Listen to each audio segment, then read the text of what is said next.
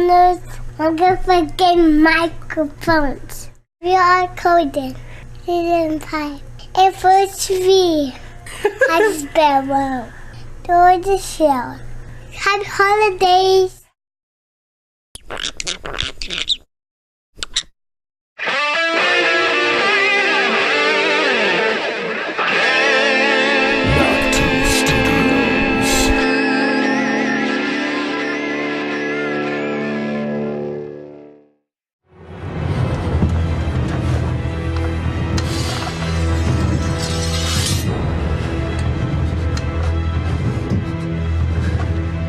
If you have any last words, my lord, now's the time. I was wrong. You're the Lord Commander. We all serve you. I'm sorry, not only for this, for all I've done and said. I was wrong. My lord, please, mercy. Mercy. I'll go, I will. Please. I'm afraid. I've always been afraid.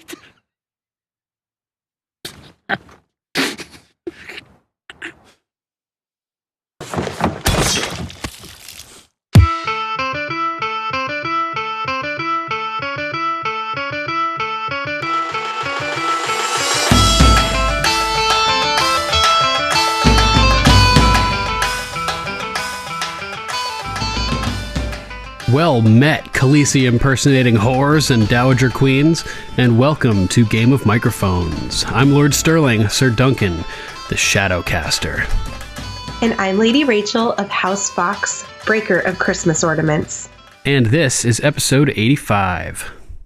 On this episode of our series Rewatch, we are covering Game of Thrones, Season 5, Episode 3, High Sparrow. And in case you're not already aware, this series Rewatch is from the perspective of someone who's current on the show. That means you've seen up through Season 7. If not, there's still time to be abducted by an exiled Andal and dragged through the doom of Valyria to be presented to the Savior, so you don't have to hear these spoilers. Warning. Spoiler alert. Spoiler alert. Oh man, what an episode. Yeah, I always hate the introduction of the High Sparrow, just because I freaking hate that guy. Yeah. You know? But it's a great episode, nonetheless. It is a good episode. We go lots of places. I mean, we go to Winterfell, we go to Volantis. Yeah. We're in King's Landing. We're up at the Wall. We're over in Bravos. So we get a lot of different characters this episode. True. What's your number 5? My number 5 is Brienne the Beauty. Nice. I knew you were going to do that. So I picked the first half about Pod because I knew you were going to talk about it. Awesome. Cool. Yeah, I think Gwendolyn Christie does such a great job with this monologue that she does. And we really get kind of, an image into Brienne's past and maybe why she's so reserved and so, kind of man-hating, and closed off. Like, she's super closed off with Jaime when they first start traveling together. Totally. And then she's super closed off with Pod. And, this is a very similar story arc to her and Jaime in the fact that she's very closed off. She's kind of a bitch. But then all of a sudden, she starts to open up a little bit. She starts seeing merit in his character and is able to overcome her prejudgment from being male. Yeah. So basically my number 5 is the story about Renly. And she was talking, Renly was a good man. Pod says that Tyrion said that he was a good man, which means something to Pod because he has a lot of faith in Tyrion. So he asks her how she ended up serving him. Yeah. So we come to discover that Brienne is the only living child. And so that means to me that she had siblings, but they passed away at some point. Ah, good catch. Yeah. Only living child of Selwyn Tarth. Yeah, so I thought maybe at first she was an only child, but the way she said living child, I'm thinking that maybe her siblings were either killed or died. And so that, is also telling into her character development. We learned that her father dragged her to the ballroom, which I found kind of funny because a couple episodes ago, Tywin said to Cersei, like, I'll drag you into the church to get you married. Oh, true. That's funny. So clearly this is not uncommon for fathers to do, is drag their daughters to these events. Right. No rights for women in Westeros. Yeah. And we see the look on her face, and she was like, I got there and it was wonderful. They all were lining up. They threatened to duel when it was their turn to dance. They whispered in my ear how they wanted to marry me and take me back to their castles. Nobody noticed how mule-ish and tall she was. I know. Mule-ish was a hilarious choice of words. Yeah. And my father smiled at me and I smiled at him. And I felt like when she said that, she was finally making him proud, because we knew from her conversation with Arya that her father didn't want her to fight and was really anti-fighting, learning how to fight with a sword. Right. But then he finally broke down, but I'm sure he wasn't very happy about teaching her the proper way. Sure. So to put a smile on her father's face of acting a lady. Right. And yeah. Pretty dancing significant. with all these lords. That's, pretty significant. And she says, I'd never been so happy. I know. And so then, then she started seeing the smiles on their faces, and they were starting to snicker. They couldn't keep it going any longer. And, Brienne the Beauty, they called me. And I realized I was the ugliest girl alive, a great lumbering beast. Oh, so rough. Poor Brienne.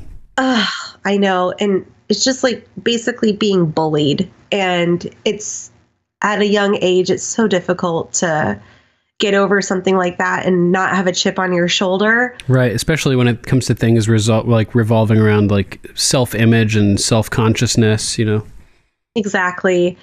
And so Renly came up to her and, says to her, don't let them see your tears. They're nasty little shits, and nasty little shits aren't worth crying over. Yeah.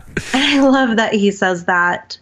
And it's really telling about Renly's compassion and the type of person that he was, and the fact that he had so many followers when he was, when he did declare himself king, that right. From a democracy standpoint, if you were looking at Joffrey Baratheon, Stannis Baratheon, and Renly, I think Renly would have kind of won the popular vote. Yeah, and he had most of the banners when he declared himself king, and the only way that Stannis was able to overcome his power and his alliances and friendships that he had built was with the blood magic, Yeah, basically he had to kill him. And so this is really telling of maybe why Renly was so loved and people followed him and gravitated towards him. So I thought it was important, not from Brienne's development, but also to remember like what a good person Renly actually was, and that he probably would have been a really good king. So he danced with her, and nobody could say anything because he was the king's brother.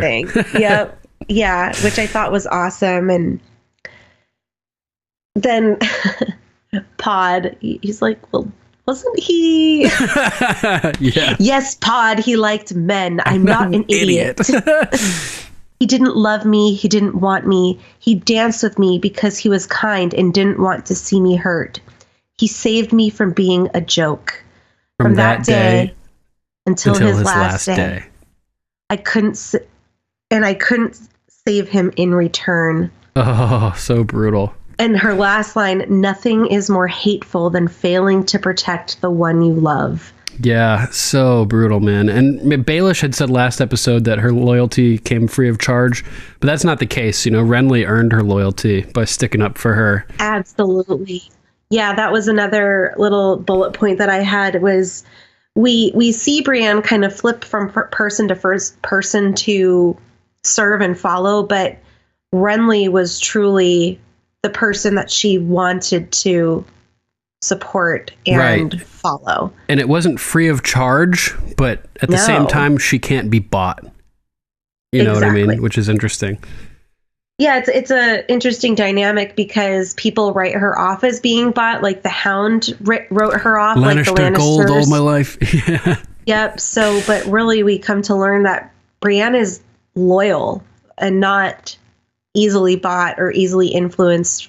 And, you know, to an extent, I think she gravitated towards Kat because Kat was a strong woman, and the Starks are known to be honorable and noble. Like, why wouldn't you want to help that house over the frickin' Lannisters? Like, let's be real. Frickin' Lannisters. The frickin' Lannisters. But yeah, so I also like Pod, you know, said, well, you know, he was killed by, or was it Brienne that said he was killed by a shadow with the face of Stannis Baratheon. Yeah, it was right after she says, nothing's more hateful than failing to protect the one you love. One day I will avenge King Renly. But you said a shadow murdered him. How do you fight a shadow? Yeah. And I love this sentiment. Stannis is is a man, not a shadow, and men can be killed. Yeah. And she does it. She does as far as we know. As I was going to say, I've always wondered why they didn't show his actual death. So I don't know. Yeah. I think he's likely dead. I do because too. I think we would have seen him by now again, but still they didn't show it. Right. He killed Renly, you know, that's not an easy thing to get Bran to change her mind about, like avenging his death. Yeah. So that was my number 5. I liked right at the end there when and a man can be killed. She's sort of at that moment reaches down with a stick and is like kind of stoking the fire and poking it. And it reminded me of, because she's talking about killing a king, it reminded me of Stannis throwing the leeches on the brazier when he was talking about killing kings. And just a kind of a neat parallel there, except one's blood magic and one's not. Nice. Good parallel. Thanks. So what is your number 5? My number 5, Pod gets his shot. Nice. It's the same scene. Pod, they see the banners as Lady Sansa and Baelish ride towards Moat Cailin, and it's so funny. Pod's like, how the fuck do we get through there? And Bran's like, we don't. We go around. He's like, that'll take us so far out of the way. She's like, it doesn't matter. I know where we're going. And she's so like blasé about it. Like she's pretty slick in this scene, figuring out what's going on. Kind of like the way Sansa figures out what's going on too. Like, oh my god, sure. that wedding, that marriage proposal wasn't for you, you know? Oh, I know. Yeah. They both kind of like read in between the lines in this scene and figure out things and where they're going and everything. And so she's talking to Pod, and she's like, aren't you getting a bit old to be a squire? How'd you end up squiring for the imp? And we learn that Podrick was working with a guy, squiring for a knight named Sir Lorimer, who borrowed a ham. You know, he wasn't a thief. He was just drunk and hungry and wasn't thinking. And Pod was drunk too, and he ate half the ham. And the next morning, the guards found Sir Lorimer passed out under a wagon with the ham bone still in his hand, and they hanged him that afternoon. That is swift action. Damn. And Pod's like wigging out. He's burying his ham bone. Right, I'm sure, yeah. So they're tying the noose for Podrick too, but Tywin heard that he was a pain. And he pardoned him and sent him to King's Landing to squire for the imp. I find it funny that his last name is Payne because he's such a pain in Brienne's ass. Yeah, and you know the other major Payne that we know, right? Major Payne. This is his nephew? Yeah, I think so. I think it's his nephew. Yeah. We'll go with that. Which is why Tywin has him pardoned, because Ilyn Payne, as we know, is the king's justice. Right, and has been very faithful to the Lannister family. Yes. He's the guy without the tongue. Yeah, exactly. Who chopped off Ned Stark's head with ice. With ice, yeah. And scared Sansa, and the Hound kind of like saved her from him, kind of. You know. Yeah. Kind so of a creepy guy. Yeah, he's awesome. Apparently, that actor had cancer. I think he's overcome it now, but he plays guitar and stuff. Seems like a cool guy. Oh, wow. Nice. Yeah. So then she's like, oh, you know, she assumed that was a punishment for both the imp and for Pod. And obviously to Pod, he says it didn't seem that way because it's like saving him from death, basically, you know. And he goes on to say that Lord Tyrion has always been very good to him.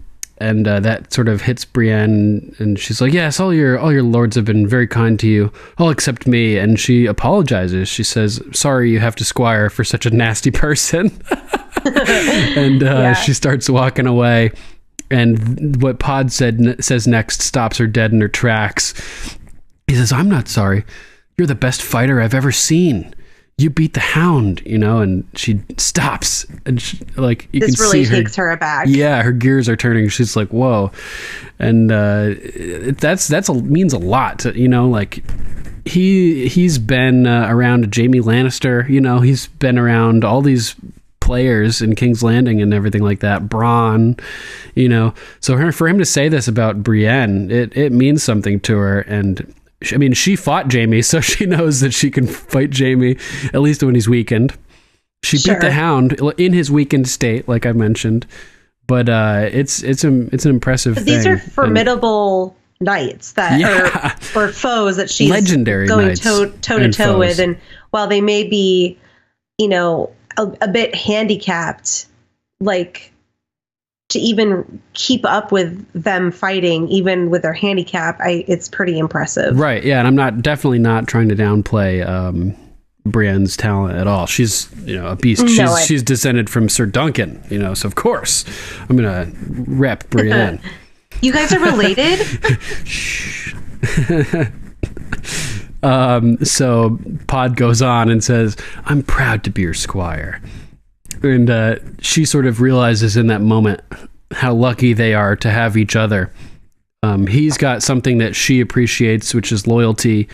And, because that's what she's all about. And he recognizes her talent and whatnot. And then she has something she realizes that he deserves and can benefit from. And that's fighting skills, like he mentioned. So she apologizes again, saying, I'm sorry, I'm always snapping at you.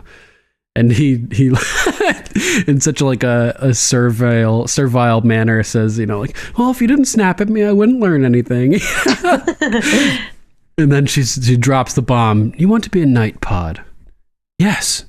Starting tomorrow, we'll train with a sword twice a day, before we ride in the morning and after you make camp in the evening. And I'm going to show you how to ride properly. And in my notes, I bet Rachel is happy about this. Yes, finally. Yeah. Get him a good seat. Yes. So he's super stoked. Put your damn hands down. Yeah. So he's super stoked about it. Thank you. And she says, I can't knight you, but I can teach you how to fight. And in a moment of wisdom, he says, I suppose that's more important anyway, which is funny. Bit. And that's when he mentions that she's not a knight, but that she was for a Kingsguard for Renly Baratheon. And that's when it goes into your number 5. So yeah. Nice. Pretty much wraps up my number 5. Love that scene. Their dynamic is great. They're great traveling companions. Yeah, another great pairing. So, what's your number 4? So, my number 4 is the Lady of Winterfell. Ooh, nice. Yes, and this is when Sansa returns to Winterfell. And I almost put the scene where Littlefinger and Sansa are looking down on Moat Cailin, because I think that's a really important scene. But I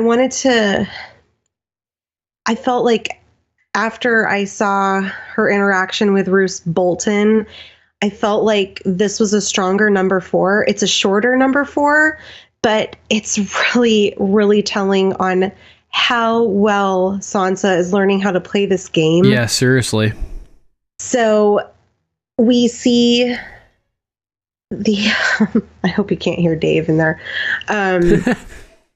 We see the gates open and Sansa comes riding in, and Reek sees Sansa and is like, oh, fuck. Oh, man. Like, fucking this is Reek. Not a good situation. This is going to be super awkward. Right. This is the big test for Reek, too, like I mentioned a few episodes ago. Being at Winterfell, having all of his memories triggered. If that wasn't enough, seeing Sansa is what puts him over the edge to kind of snap back into being Theon a bit. Yes, you can see it kind of playing out on his face. Right, like he doesn't know how to interact with Sansa as Reek. He the only way he knows how to interact with Sansa is as Theon. And he's probably trying to suppress his memories too, because like he's been so tortured and beaten that he's Reek and is not Theon Greyjoy anymore, but he's having Theon Greyjoy's memories. Yeah, like, so that has to be kind of a mind fuck. Yeah, totally. So Sansa gets off her horse and Littlefinger, starts talking to Roose, and Sophie Turner, the way she acts in this scene is unreal. She walks up to Roose, and that look on her face, she's like, I despise you. I hate you. I want to fucking kill you. And he, says, Lady Sansa, welcome. And she just like lingers just a hair too long to make it slightly uncomfortable. And then that look turns to this beautiful smile of a diplomatic lady. And she goes, Lord Bolton, and does her little curtsy. Unbelievable. And this is where Sansa starts playing the game. Yeah, this is like her second moment of like really playing the game. The first was when her testimony about Littlefinger, where she mixed the lies with the truth.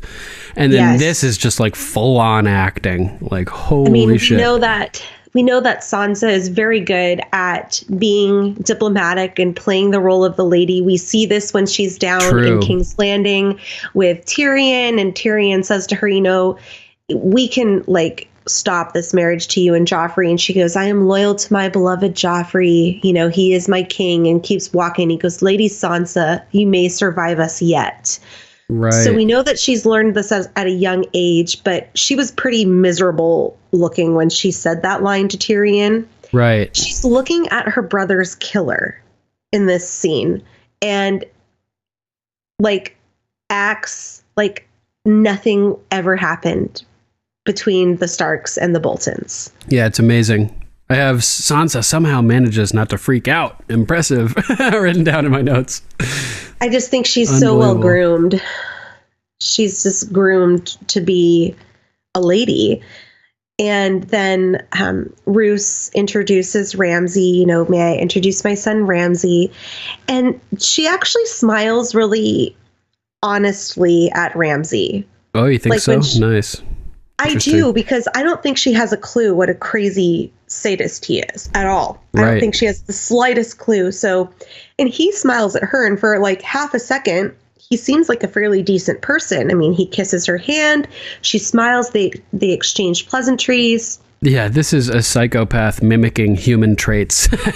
Exactly. Terrifying. And it's playing off because she is honestly, I think, looking forward to meeting him. I mean, if you think about it, she was married to Tyrion, who we know that she was not attracted to.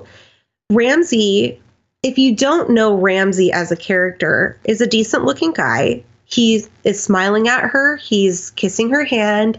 He's being proper just the way she's being proper. So maybe there was like a glimmer of, oh, hey, maybe this won't be so bad. Yeah, maybe he's not as bad as his father. Maybe he's a good Bolton. Maybe he's fucking worse than his father. And Miranda's watching from the background, like, fucking pissed. My note says Miranda is jelly. Oh, yeah, big time. So we hear the beautiful Stark music playing in the background as she's walking down the hall with the little old lady. And I was wondering, is that the same room that she used to stay in when she lived at Winterfell? Yeah, I was wondering the same thing. I'm not sure. Because she kind of looks around, and I don't believe we ever see Sansa's room in the show. I know we see Bran's room and Ned and Catelyn's room. But I don't think we ever see the girls' rooms. So I was wondering... We see Arya's room because that's where Jon gives her needle, but I don't remember if we see Sansa's. I don't think we do. So that was just a note. I popped through my head too, wondering the same thing. I wasn't sure. And the music, the Stark music is my favorite. That violin, Something about a violin, man. It's one of my favorite instruments. I always miss the Stark music. It's like goes right past me. Oh, really? Yeah. Oh, serious? I can't help it. Anytime it starts, I get goosebumps. I heard the Baratheon music in this episode during your wedding. Yes, we did hear it during the wedding, which is funny because he's a Lannister. Yeah. But this little old lady, she goes, "Welcome home, Lady Stark. The North remembers." Yeah, that's our first time hearing that line too. I honestly, totally, my eyes welled up for some reason. Like the way she said it, she was so happy to have a Stark back in Winterfell. Uh-huh. And Sansa's like, like people care, you know? Yeah. So I'm curious if that was her room or not, because she looked around it like it was familiar. Probably but that could have also just be the fact that she's probably been in that room before. Oh yeah, I mean she's definitely been in every room, but it's probably her room. You know, why would she go in a different room? Yeah, I don't know. She's not the Lady of Winterfell yet, no, necessarily, but she will end up in the Lord's chambers. Yes, we know that when she goes back. Yeah, with Jon and meets up with Arya and Jon. Yeah. Yep. So that lady who says the North remembers, that means some people must have survived the culling of the small folk at Winterfell after, you know, with Theon and when Ramsay comes in. A lot of people got killed, but apparently some people survived. Yeah, I also think maybe a lot of the people that died while Theon was there were inside the castle walls. And true. Maybe some of these people that are still around were outside the castle walls, because when Brienne and Pod get there, they talk to a man who's outside the castle and knows who the Starks are. And if I'm not mistaken, that man and the old lady I think they appear in a scene together. Yeah, I think so. I'm not sure that this lady is inside the castle walls all the time. I think she probably lives out in Brienne passes the message to the guy, and the guy gives it to the woman, and the woman tells Sansa, like, if you're in trouble, light a candle in the window. Yeah, so somehow, I'm wondering if maybe when they got raided, those people outside the castle walls were able to at least flee for a time being, like temporarily, because Theon was more concerned about taking the castle than like killing the commoners in the village. Right. Yeah, they probably didn't even need to flee. They probably just hung out in their little hovels outside outside the walls and just were like, what is going on? Yeah, so that was my number 4. Nice. My number 4 is Cersei losing power quickly. Okay. So we first see Cersei at the beginning of the episode, close to it at least, in a litter. Where she belongs. In a litter box. Shit box. Yeah. And she hears people calling out for Queen Marjorie and fucking is so pissed off about it. And then we get a royal wedding. It's been a couple weeks since they talked about doing it. It's been a fortnight. And was it season 5 episode 1 where they talked about that?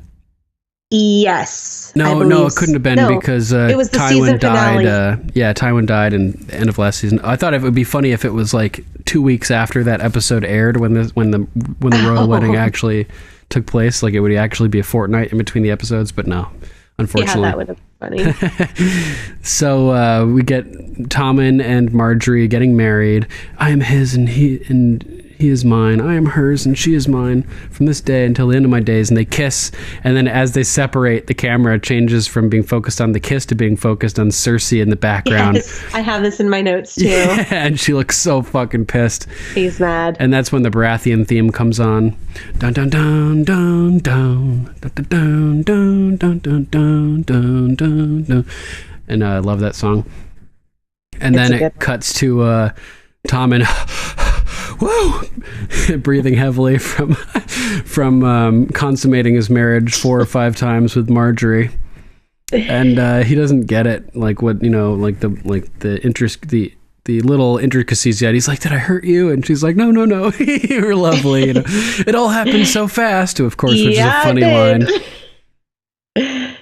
Well, it's funny because he's all like out of breath and he's all like, you know, obviously just had an orgasm, and Marjorie like puts her hand up against her face and kind of like rolls off to the side like, ugh. Like clearly she did not. Oh, that's funny.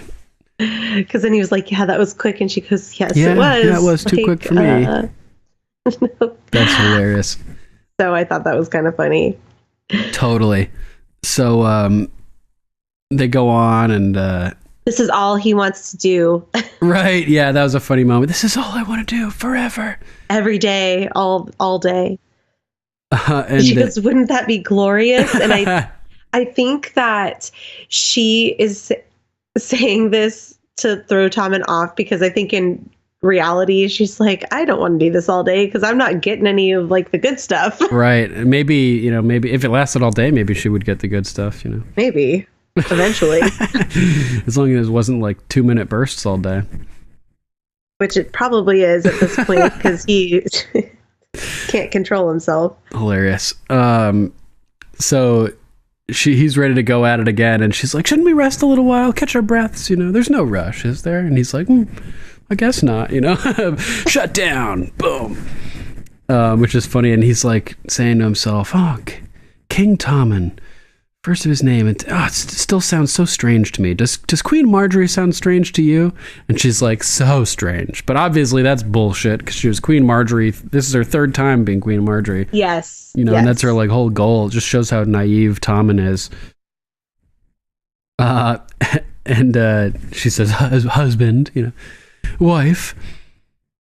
So he goes on to say about how it's weird that he's the king and it's all happened. He married the most beautiful woman in the world and everything, all because his brother died. Yeah. And Marjorie's like, no, don't feel guilty. It's not your fault. And he's like, well, I don't feel guilty. That's what's odd. What'd you think about that? I think it's telling that Tommen probably didn't really enjoy his brother very much, just like the rest of everybody, because we also get a sense of this when Marjorie sneaks into his bedroom. Right. And he's talking about how Joffrey threatened to cut up Sir Pounce and feed him in his stew so he wouldn't know I was eating him. Yeah. And, rat cook style. Yeah. And he basically said, my brother's like not a very nice person. So I don't think he feels guilty, but I also don't, maybe if you read even more into it, it's like, I'm kind of relieved that he's not here anymore. Totally. All he does is like torture everybody. And the funny thing is that whereas Joffrey would not have felt guilty, it would be because Joffrey's a psychopath. Whereas Tommen not feeling guilty, it's because it's like a relief to be rid of Joffrey and his evil presence and his malevolence. So not feeling guilty in this case is not necessarily a sign of being a sociopath. Sure. Which is funny. It's almost like a sign of relief. And plus, from a literal perspective, too, he had absolutely nothing to do with Joffrey's death. So why would he feel guilt? He may feel sadness for losing his brother. Right. But yeah, that's true, too. He's not going to be guilty, feel guilty about it. Mm-hmm. So they connect about both loving to sail for a second, and Marjorie's like, I think we're going to be very happy, you and I. Foreshadowing the opposite. And also, I think, other than foreshadowing that they don't really spend very much time together, but she realizes how malleable he is and easily manipulated. So she's thinking, like, I can get a lot done through Tommen. Right, like I'll be happy with you. You'll be happy because you'll be getting some, and I'll be happy because I'll be really ruling the kingdoms. Yeah.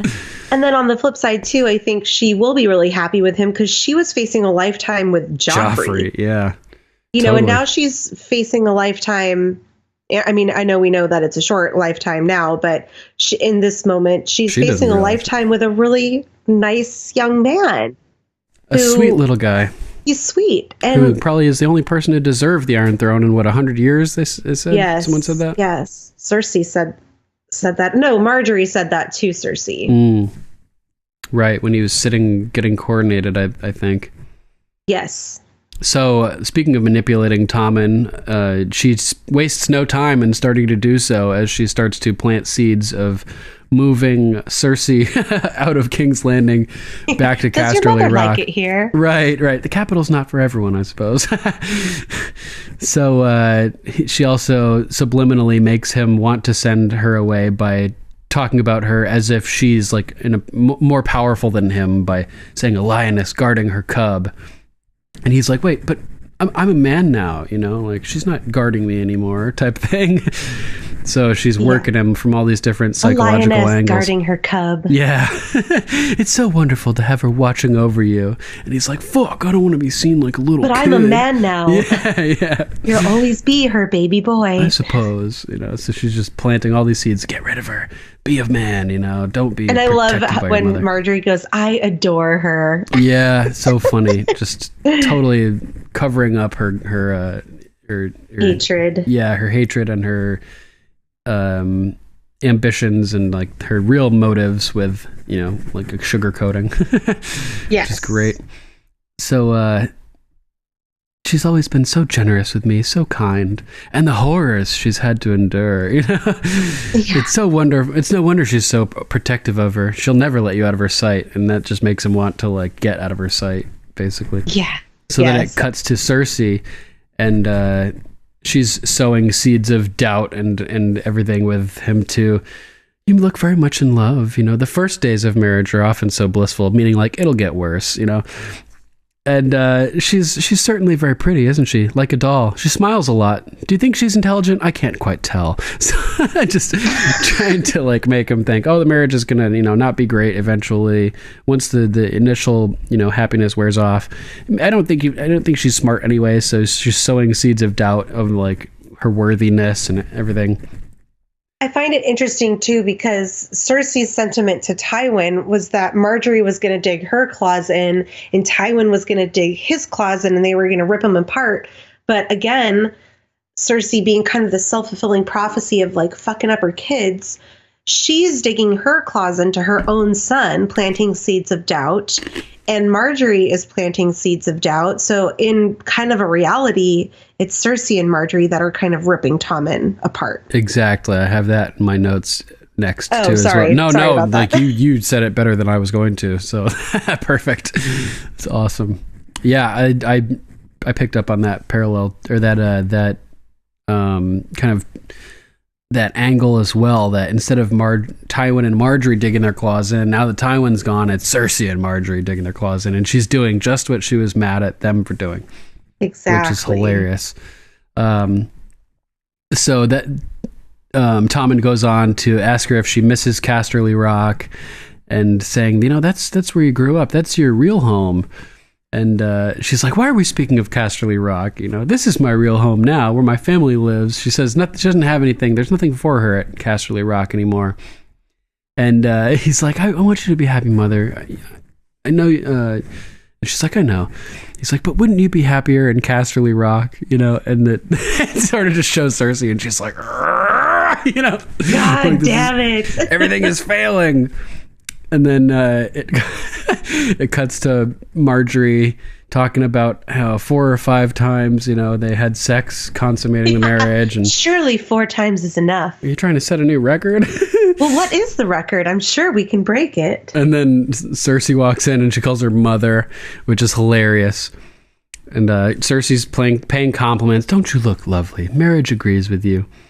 And Marjorie starts insulting her right away. Can we bring you something to eat or drink? I wish we had some wine for you, but it's a bit early in the day for us. Ooh, insult number 1. And then Cersei's still being diplomatic. No, I can't stay. I just wanted to let you know if there's anything I can do for you. And she's like, you're very sweet. Tommen is such a great boy. You've done a great job with him. I adore him. And she's you like, raised a gallant young man. I am forever grateful. Yeah, I'm so glad you're happy. And she's like, ecstatic. I really am. Exhausted, to be honest. But what could I expect? He's a half lion, half stag, which I thought was hilarious. That's a great line. Yeah, because nobody wants to like hear about their kids having sex, right? No. So she's telling her mom that, which is so funny. And then she says, "What's the proper way to address you now? I get so confused. Queen Mother or Dowager Queen?" Rubbing in that she's no longer in power, insult At number all. 2. Yeah. And then Cersei like brushes it off. There's no need for such formalities. Like, fuck you. And then Marjorie goes on to say, in any event, judging from the king's enthusiasm, the queen mother will be a queen grandmother soon. Like, then, you're getting old, bitch. Another thing. You're outdated now. Yeah, for sure. So she's rubbing in that she's more powerful than Cersei at this point, and that her children will rule next. Which is funny. Yeah, Cersei is out. She's done. Yeah. Her reign is up. Her reign on the top was short like leprechauns. Or in this case, like imps. It's a Biggie line. Oh, okay. Your reign on the top was short like leprechauns as I crushed so-called willies, thugs, and rapper-dons. Get in and ass quick, fast like Ramadan. It's that rap phenomenon, Don Dada. Oh. So, they're talking about having grandchildren. Marjorie is like, won't that be a lovely day? Can you imagine the celebrations? They'll ring the bells all day and all night. And Cersei is just like, anything you need. Like, shut the fuck up. I need to get out of here before I rip your face off. So funny. So yeah, she's just losing power every scene, basically. It's just great. I love when she's walking away too. She can hear them laughing in the background. Yep, just rubbing it even worse. And this causes her to desperately seek new allies later in the episode, which I'll get into in my next point. So, okay, cool. Moving on to your number 3. What do you got? My number 3 is Volantis. Nice. I love the bridge of Volantis. Yeah, it's pretty cool, huh? Yeah, they did such a real... I'm not sure if that's a real bridge or part of it's kind of CGI'd or whatever it was. It was really cool looking. Yeah, I'm not sure either. I got the feeling pretty that... real. Yeah, the base structure looked really real. I got the feeling that maybe it may have been like a much smaller bridge that they shot and then digitally like superimposed all of the structures onto the top of it, which made it look much bigger than it was. But I don't know. I'd love to see the making of that. It'd be really cool. Maybe they did that somewhere. Yeah, it was just really a great shot, and the water going underneath it, and all the hustle and bustle. It gave you kind of a claustrophobic feeling, like the camera angle walking through the crowds of people. I think we were either looking through like Varys or maybe even Tyrion's perspective, but Varys starts going through the tattoos, like the flies for the dung shovelers and what were like the masons for the blacksmiths and the tears for the whores, lest they forget. Right, yeah, brutal. And before we even get out of the box in Volantis, really quickly, Tyrion's like, I have to get out of this box. I have to get out of this wheelhouse. I have to get out of this wheelhouse. I have to get out of this wheelhouse. Yeah. Which is just really funny. Everything Varys said, he's just like, I have to get out of here. Yeah, I'm trying to find that part in my notes here. He just keeps warning him about how dangerous it is and how they're hunting him. And oh, yeah. And he goes, I will not be any use to Daenerys Targaryen if I lose my mind. Right. And then he goes, what am I? One more drunk dwarf. Right. Yeah. Then nobody's going to care. Wrong. Like, and he puts his little hat or his little scarf over his head and thinks that he's safe. So he gets picked out by a couple people too. That priestess eyes him, but I'm sure we'll get there in a minute. Yeah. So actually, my next note is the Red Priestess. So we see that there's a Red Priestess, and she says the same thing that Melisandre says to Gendry, that she was scourged and branded. Right, and they both were slaves. And that they were both slaves, but this Red Priestess actually had a tattoo. Right, which sort of hints to us that Melisandre is using a glamour. Exactly. So when we see her as an old woman, does the old woman have a facial tattoo? No. Interesting. We talked about this, I think, when we did I want to say when we had like Travis and Johnny and Patrick on. I think we went over this, was it that episode where Gendry and Melisandre are on Blackwater Bay looking up, and Gendry finds out that he's a Baratheon, a bastard of Robert's. Right. Yeah, she divulges that to him. Because when she said that, whatever episode it was, at the end of that episode, I went to the episode The Red Woman and watched the scene where she undresses in the mirror, and I cannot see a tattoo on her face. Continuity error. But I was wondering, maybe she's not from Volantis. True, yeah, she could be from somewhere else. So maybe she's branded somewhere else. But we see her naked, like, in every scene that she's in. So true. I have not seen a brand or a tattoo on her, but they say the exact same thing, that they were scourged and branded. And then Tyrion is listening, and he goes, I've only seen one red priest, and that was Thoros of Myr in King's Landing. And we've at this one's point, much better looking. Yeah, this one's much better looking. So he's listening to this red priestess, and she's talking about Daenerys Targaryen, who's the savior.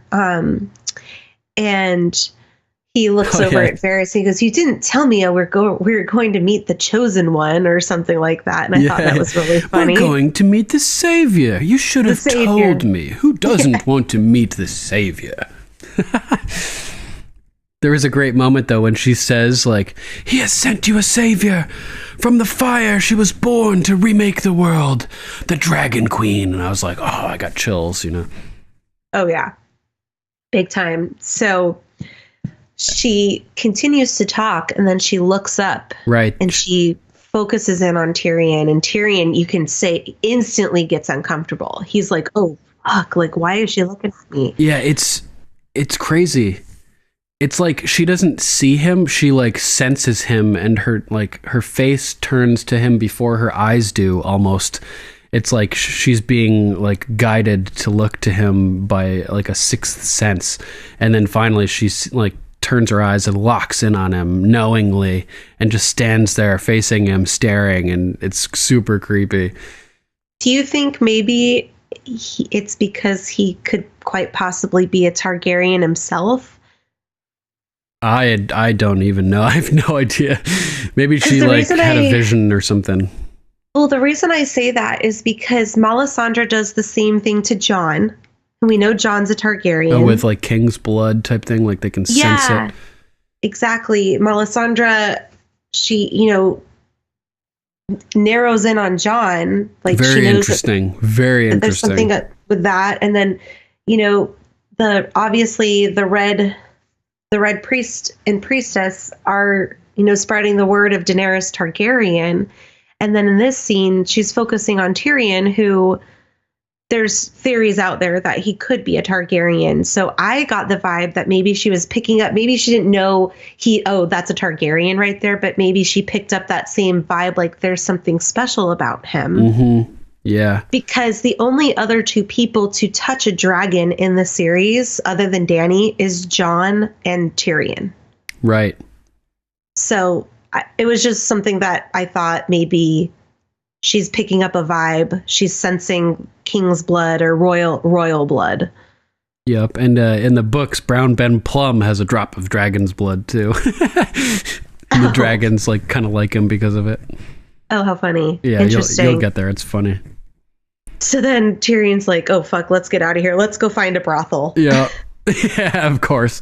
His natural inclination and to find a brothel. They find the brothel, and the guy with the braided beard, he rubs Tyrion's head, and he's like, it's good luck to rub a dwarf's head. And Tyrion, it's even better luck to suck a dwarf's cock.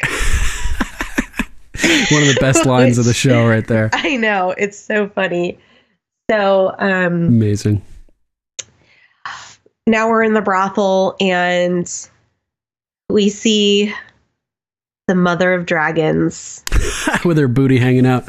With her butt hanging out. Oh, I love that. And Tyrion's like, curious hair. Yeah, that's so funny. It takes note and it cuts of her over Targaryen to Jorah. blonde. Oh, but we Jorah don't know it's Jorah right, at this we moment. see his hand put down a tankard first. Yes. But, he's cheersing Varys without Varys really cheersing him back. And he goes, oh, you think that's what happened? Oh no, not Jorah, Tyrion. Oh, Tyrion. Okay. They get served their drinks, and Varys goes to take his, and Tyrion, while he's going to take a sip of his, Tyrion bumps his glass, like as in a cheers, and that's funny. Varys looks annoyed. I missed that. That's great.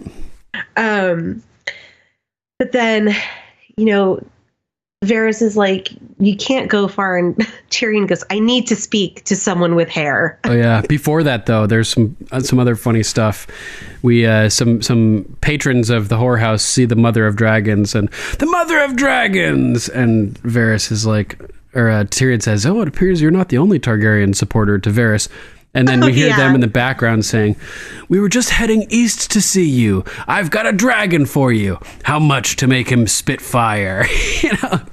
Oh my God, I didn't even pick up on that. That's funny. Which is hilarious. He's talking about his dick, obviously. Yeah. So, thank you for that, Duncan. And so that was really funny. And it's at this moment where we see Jorah seeing the Dany whore, and he turns back towards his drink, just utterly distraught and like on the brink of tears. Literally, his whole face is like spasming. And that's when Varys, or maybe I can't remember if it's Varys or Tyrion, one of them says, someone who inspires priests and whores is worth taking seriously. And that's a very good, important point, important sentiment, because it echoes what Varys had said before. Someone with the right name, someone who can inspire, make the High Lords fear, cower in fear, someone who has the love of the people, and that's what what Dany is. She's inspiring whores and priests, the fire, the red woman we just met, the priestess of R'hllor, and this whore. It's just funny. Like, it's really good. Yeah. If you can inspire priests and whores, yeah, the two classes of people that are typically diametrically opposed to each other, you are a powerful person, Thought that was very a very so. important line. Yes. So Tyrion, he's curious about the Mother of Dragons whores, but then his eyes kind of focus on a dark-haired whore that strangely a little bit resembles Shay for the most part. Yeah. Little bit. And so he starts talking to her, and she's like, you don't have any money. And he's like hinting that he's a Lannister. Yeah, like, just give away your identity, dude. Yeah, like, I always pay my debt. I'm well known for it. And she's like, whatever. Until quite recently, I was one of the richest men in the world. And she laughs at that, and he goes, who needs wealth when you can make a woman laugh? Yeah, I love that sentiment. And then, so they kind of keep their little banter going, and then he looks back at the Mother of Dragons whore. Mm-hmm. And she goes, you want her. They all want her. They all want to fuck a queen. That's because they've never met a queen. And she's like, whatever. Shut up. You're just saying that. He's like, no. His sister is a queen, and she's a fucking bitch. Yeah. And he goes, quite truthfully, I would have picked you, basically, out of everybody in this room. She's like, why?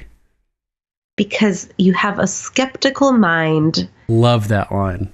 Me too. It's like, you can tell that you have some intelligence about you. And I mean, she's a pretty girl too. She's pretty and clearly has some type of intelligence. Like, she can hold a conversation and kind of call his bluff, basically. Right. Yeah. So it's showing that Tyrion is also attracted to maybe like intelligence and not just whores. Yeah, true. Definitely. We know that he's, married a whore, fallen in love with a whore. And I don't think Shay was all that intelligent, but I don't know. I don't think we got the opportunity in the show to see, like, to dig deep, because she was intelligent enough to never really give away where she was from. Yeah, the whore, like, definitely likes his response about the skeptical mind. Wins her over. She's like, all right, then. Let's go do it. We're going to have to wash you first. She grabs him by the hand, and he's like, I'm sorry. I can't. Cunt. Of course you can. You're shy. He's like, no, I can't. Believe me, no one is more shocked than I am. What will I do passes. in my spare time? Yeah. So funny. Go for a piss. That's a start. And he just kind of like runs off, and she's like, fuck, what the hell? There goes all my money. Weird. This is awkward. Yeah. And then Varys like notices that Tyrion's gone and jumps to his feet. Yeah, and then it cuts over to Tyrion, who we have come to know. He likes to piss off things like the bridge I and made the the wall. same connection. Okay, good.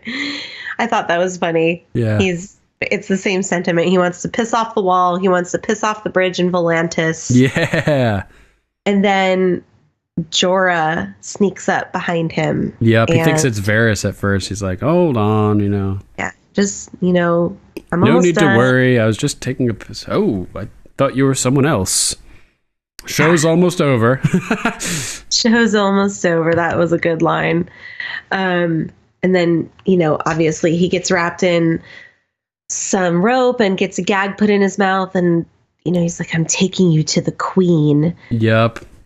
And I think, of course, Tyrion thinks he's going back to his sister. Right. Yeah, of course. But, he's like, obviously I'm already going to the queen. Yeah. So, You didn't have to kidnap me. That's basically my number 3. Nice. That was my number 1 too. The dwarf napping. The dwarf napping. Okay. Do you have any other notes you want to add then? No, I think we pretty much covered it all pretty well. Okay.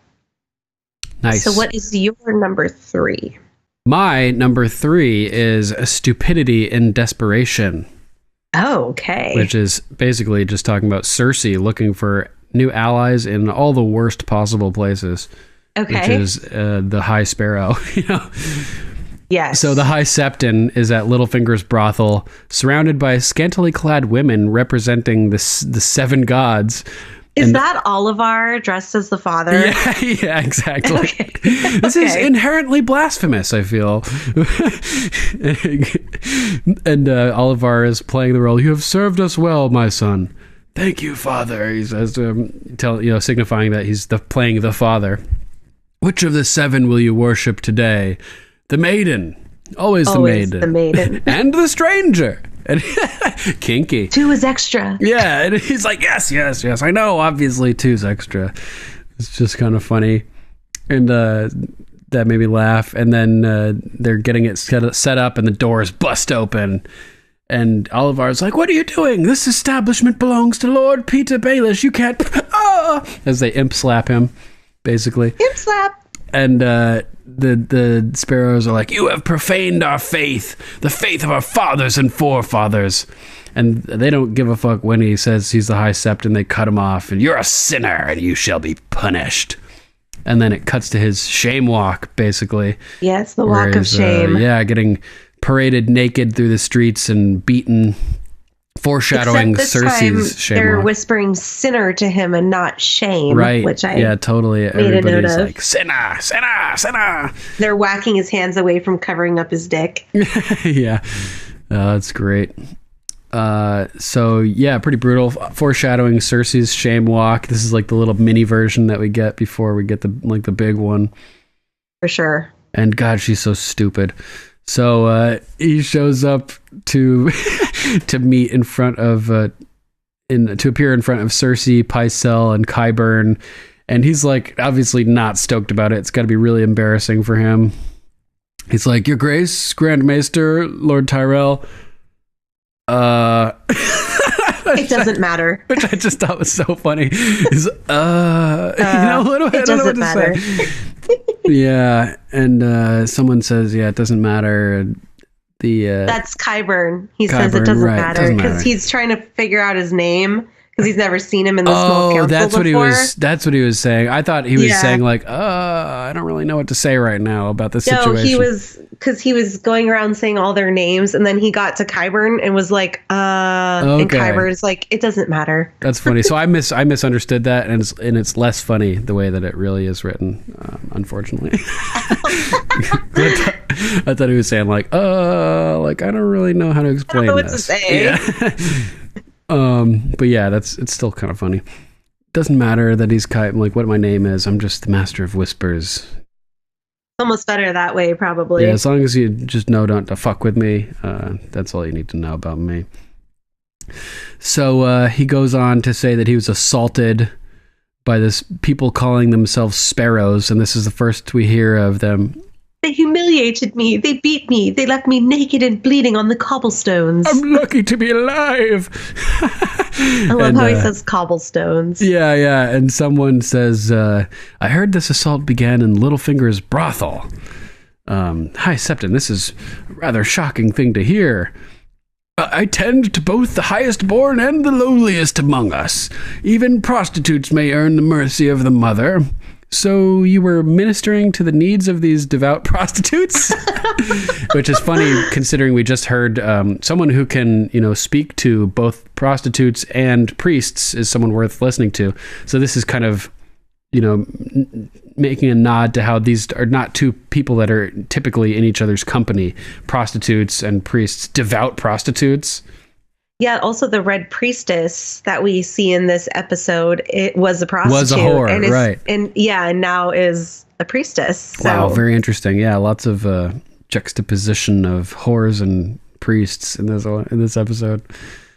Oh, it's funny. And then Pycelle, a man's private affairs ought to stay private. Right, we know he enjoys his prostitutes himself, right? Yes, he does. So it's so funny. They're like, what the fuck do you want from us, dude? He's like, justice.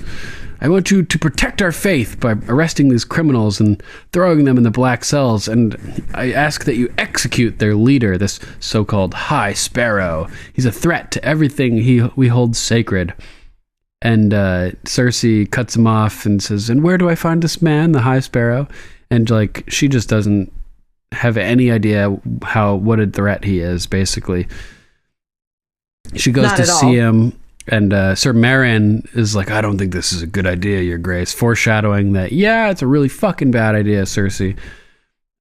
So she asks the guy, where do we find the High Sparrow? And she's walking through this this alleyway, full of stench and disease and flies, and it's just like you can hear them buzzing, and she's like pinching her nose basically to walk through. I think she has on that rag, I think she has lavender oil on the rag, and they put it up against their face. Oh, cool. To mask the smell. Right, and I mean, the whole of King's Landing smells pretty bad. Like you can smell it from miles away, apparently, right? So this particular alley has to be. Oh, you can smell the shit from 5 miles away. Yeah. So this particular alley must be really bad. Funnily enough, for sure. So she finds this dude who's serving soup to the poor people of King's Landing, and she's asking, says that she's been informed that they could find the High Sparrow here. And where is he? And the guy's like, High Sparrow. Sounds ridiculous, doesn't it? Like Lord Duckling or King Turtle. Kind of like Lord Snow, Yeah. Still, it's meant to sound ridiculous. We're often stuck with the names our enemies give to us, like Lord Snow. Or Bastard of Winterfell, people call him. So the notion that we're all equal in the eyes of the Seven doesn't sit well with some. So they belittle me. And it's revealed that he is the High Sparrow. Yes. So and he doesn't have shoes on. Right. And she's like, why the fuck don't you have shoes? And do you remember what his explanation is?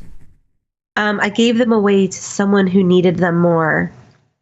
I tell them I'm no one special, and they think I'm special for telling them so.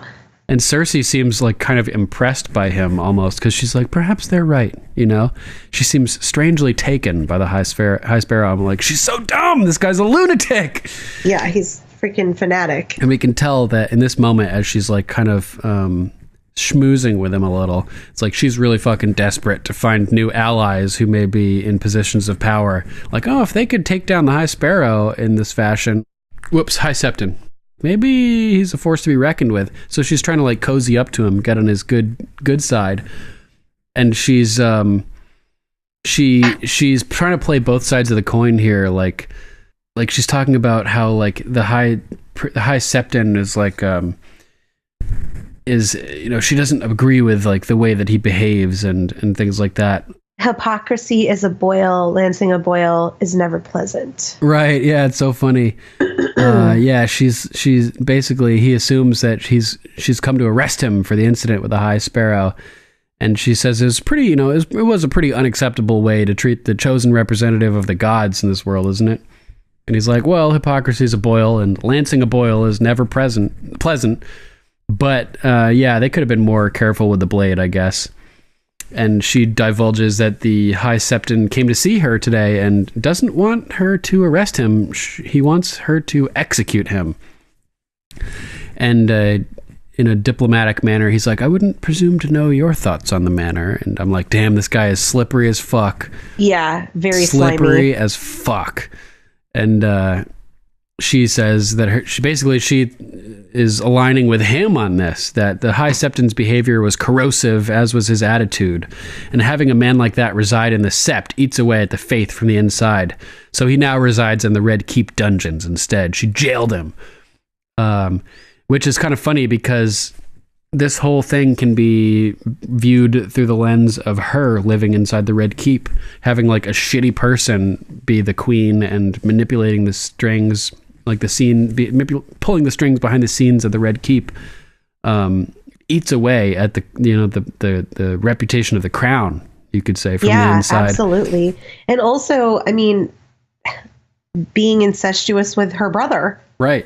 Yeah. Which is, frowned upon from the religious perspective. Totally. So I'm like, you can't play virtuous half the time with this guy, Cersei. Like, it's not going to fucking work. No. You can't play both sides of the game with him. So this is when she says what she says what basically Tommen quotes her on when he announces the partnership between the crown and the faith. The faith and the crown are the two pillars that hold up this world.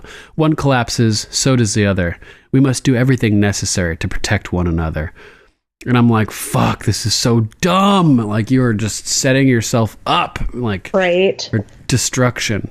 Somebody like pure in faith and morality, as the High Sparrow thinks that he is going to eat you alive, Cersei. Like, you're such a fucking hypocrite. He's going to, like, obviously try to take you out. Yes, and I mean, we see her kind of unraveling because Cersei, like, just backtracking to when she's talking to Marjorie, she's like, since when does she go up to Marjorie and say, like, anything you need, I'm here for you? She's trying to, like, grasp onto power. Yeah, totally. And she's also trying to, like, get in this guy's good graces because she doesn't want to get, like, treated like the High Septon, kind of. It seems like she sort of finds him as a threat, maybe, and she's trying to, like, get on his good side. Totally backfires. Which is funny because when Jon and Stannis are talking, he suggests to Jon to send Sir Alistair over to Eastwatch by the Sea, and Jon says, shouldn't I keep my enemies close? And Stannis goes something like, the man who said that didn't have very many enemies. Taking a dig at the Godfather. Yeah, so hilarious. She, I think, maybe she views the High Sparrow as a threat, but also she can leech herself on to gain some power. Yeah, and it's probably almost kind of like one of those keep your enemies close. Yeah, definitely. Situations, which keep your friends close, but your enemies closer. It backfires, and it does backfire with Jon as well, keeping Sir Alistair at Castle Black. He ends up killing Jon. So kind of little parallels there. Right. So Stannis is right. Whoever said that didn't have many enemies. It's a really fucking dumb idea to give your enemies the key to your house, basically. Fucking stupid. So yeah, I think that George R.R. Martin beats Francis Ford Coppola. I can't remember what his name is. The A Song of Ice and Fire. Game of Thrones beats Godfather here in this philosophy, I think. Yes. Interesting. Paper beats rock. So yeah, that pretty much wraps up my number 3, that Cersei is stupid in desperation here and is just making all the wrong choices for trying to keep her power and setting up everything for destruction. Yeah, absolutely. So what's your number 2? My number 2 is Becoming No One. Nice. felt that it was important to have Arya at some point in my top 5 here. Good.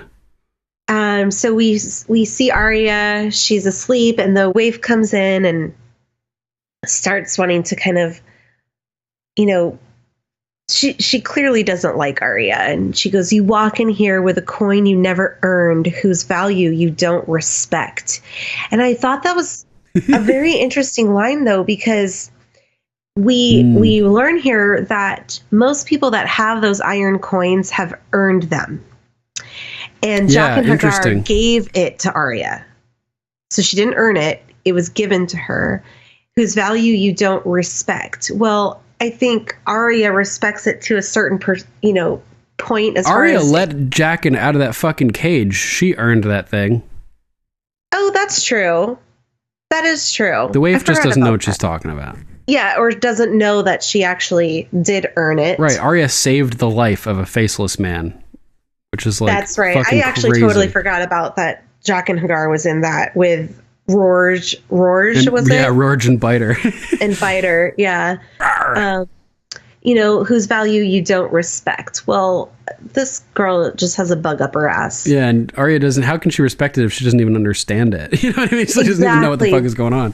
That was my note. Is like, well, she doesn't. I think she has a certain level of respect because she clearly saw the captain's reaction when she gave him the coin, right? And she saw the value of Bravos. She saw the value of the operation too. Like she traveled across the narrow sea to seek out the keeper of this coin because she saw the value and she respected what the guy was capable of and stood for.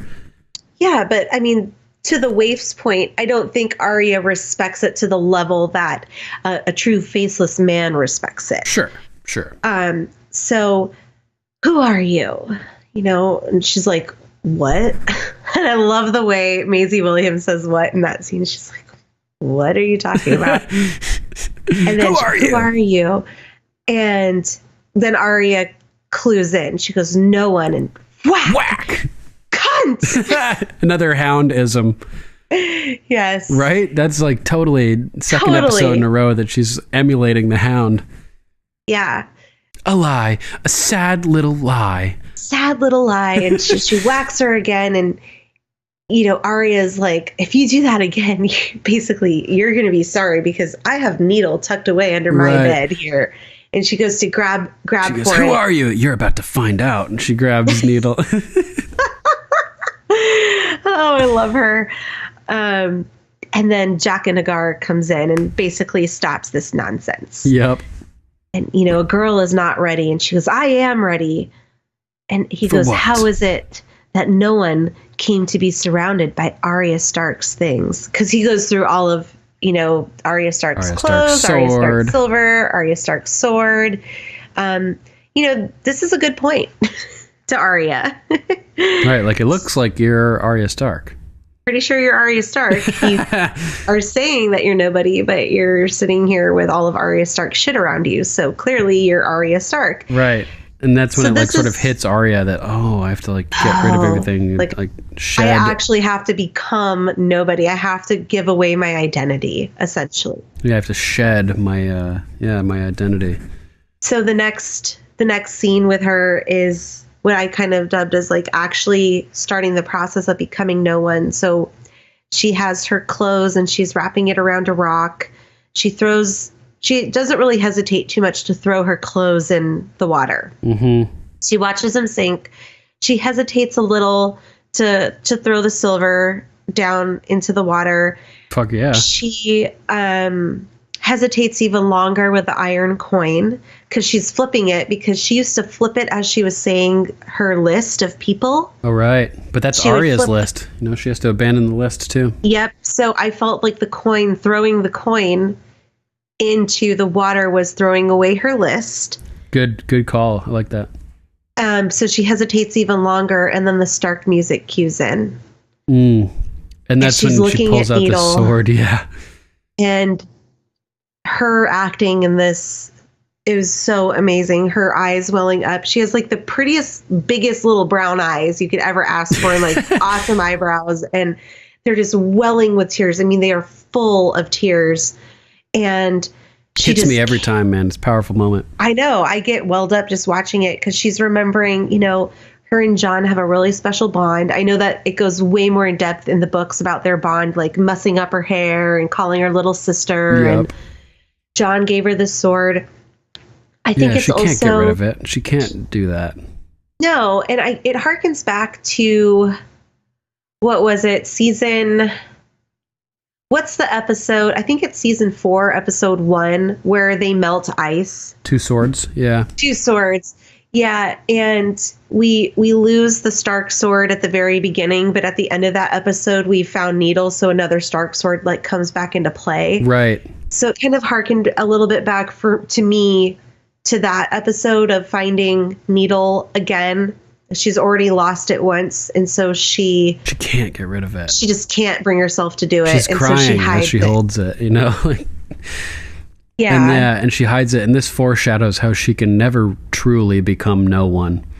She stashes Needle in a rock wall for later, and she's only becoming no one for now. And maybe in this moment, she's trying to become a true faceless man. Like, she's not going to throw it into the water so it's lost forever, but she's going to bury it.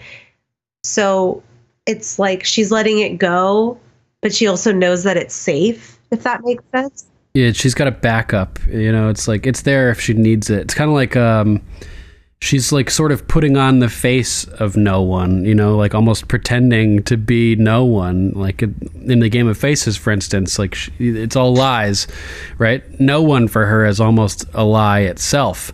It's kind of like the way that Sansa is acting as well when she acts all diplomatic with Roose Bolton. Yeah, Sansa absolutely. is playing the game here, but she's never really no one. And the fact that she keeps Needle symbolizes that it's still inner subconscious, just waiting to come back out, waiting to be retrieved. For sure. Yeah, Needle is Arya Stark in this moment, being stashed away for later.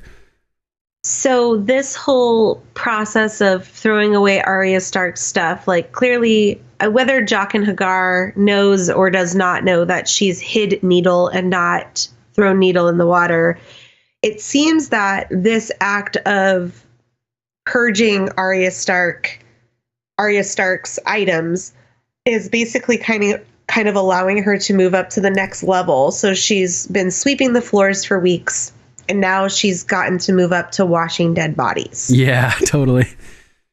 And I found this interesting because Arya's always kind of one step ahead. She's thinking like, okay, well, I'm done sweeping. I want to do something else next. And they're like, nope, you're going to sweep because you've got to serve. And now she gets up to the next level, essentially, and she's washing dead bodies. And her first question is, what do we do after we wash them? Right, what do we do next? And she's not getting the point of they will move you along this path as they see fit and as you progress as nobody or no one. Right. So she's anxious to become a faceless man. She's anxious to become no one, but she's not willing to put in the time or effort to follow the steps and do it right. And accept them and be in the moment. And interestingly, with Jaqen H'ghar, I feel like he knows this, but he has some sort of insight, knowing that Arya Stark as Arya Stark is going to be important, but that she needs the skills that he has. So I think that overall, Jaqen is sort of making an exception with Arya, letting her in, giving her the knowledge, but knowing that she's not really nobody, that she's not really no one. You know what I mean? Interesting. Yeah. Because he lets her go at the end and, calls off the waif and everything like that. So like he makes a conscious decision to let Arya Stark go with the knowledge of the faceless men and everything. I think that was the plan the whole time, that he knew that she could never become no one because she has a destiny that's bigger, and more identity based, and that he wants to help her get there for some reason or another. Yeah, that makes sense. I can see that for sure. Yeah. But yeah, so that was my number 2. Do you have any other notes you want to add? Just that after Arya asks, "What do we do with them after we wash them?" The waif is so fucking pissed that I think you can even hear her exhale like. God, you're an annoying little bitch. Yeah, it's just fucking hilarious. Awesome. Yeah, I noticed that too. It's like if looks could kill. Yep, totally. So right. My number 2 is Jon makes Stark mistakes. Okay. And that he's honorable to a fault. Stannis comes to see him, and it's weird that Jon wants Ollie to remain there because one day he might command. Like, what the fuck are you talking about, Jon? You're getting way ahead of yourself here. Yeah, he's just like some little 10. shit, you know? Yeah, like what do you see in him that makes you think that he could possibly be a leader? I don't see any leader traits. Maybe because he was quick to, when they were sparring out, that he stepped up and wanted to fight, and he said, I was the best bowsman in my hamlet. Yeah, but there's more to being a leader than being able to shoot a bow. No, I know, but the fact that he had bravery to stand up to adult men and want to spar with them, like as a young boy, maybe Jon just sees some type of potential. Some type of potential, because I mean, when Jon became Mormont's steward, Jon wasn't that young. Mm-hmm. Well, I mean, maybe he was in the books, but not from a show perspective. Yeah. Ollie is much younger than Jon is in this, show. So definitely. I think maybe Jon is seeing a little bit of bravery and just thinks grooming Ollie. Yeah, that's pretty cute. Maybe it's also that Ollie is an orphan and Jon feels like a kinship kind of thing. Yeah, like maybe a little bit responsible for that, because it was the wildlings that he was with that killed. Well, no, it wasn't the wildlings that he was with. Why do I always? It was. Oh yeah, it was. Mm-hmm. Yeah. Oh, I always. It's just after Jon left them.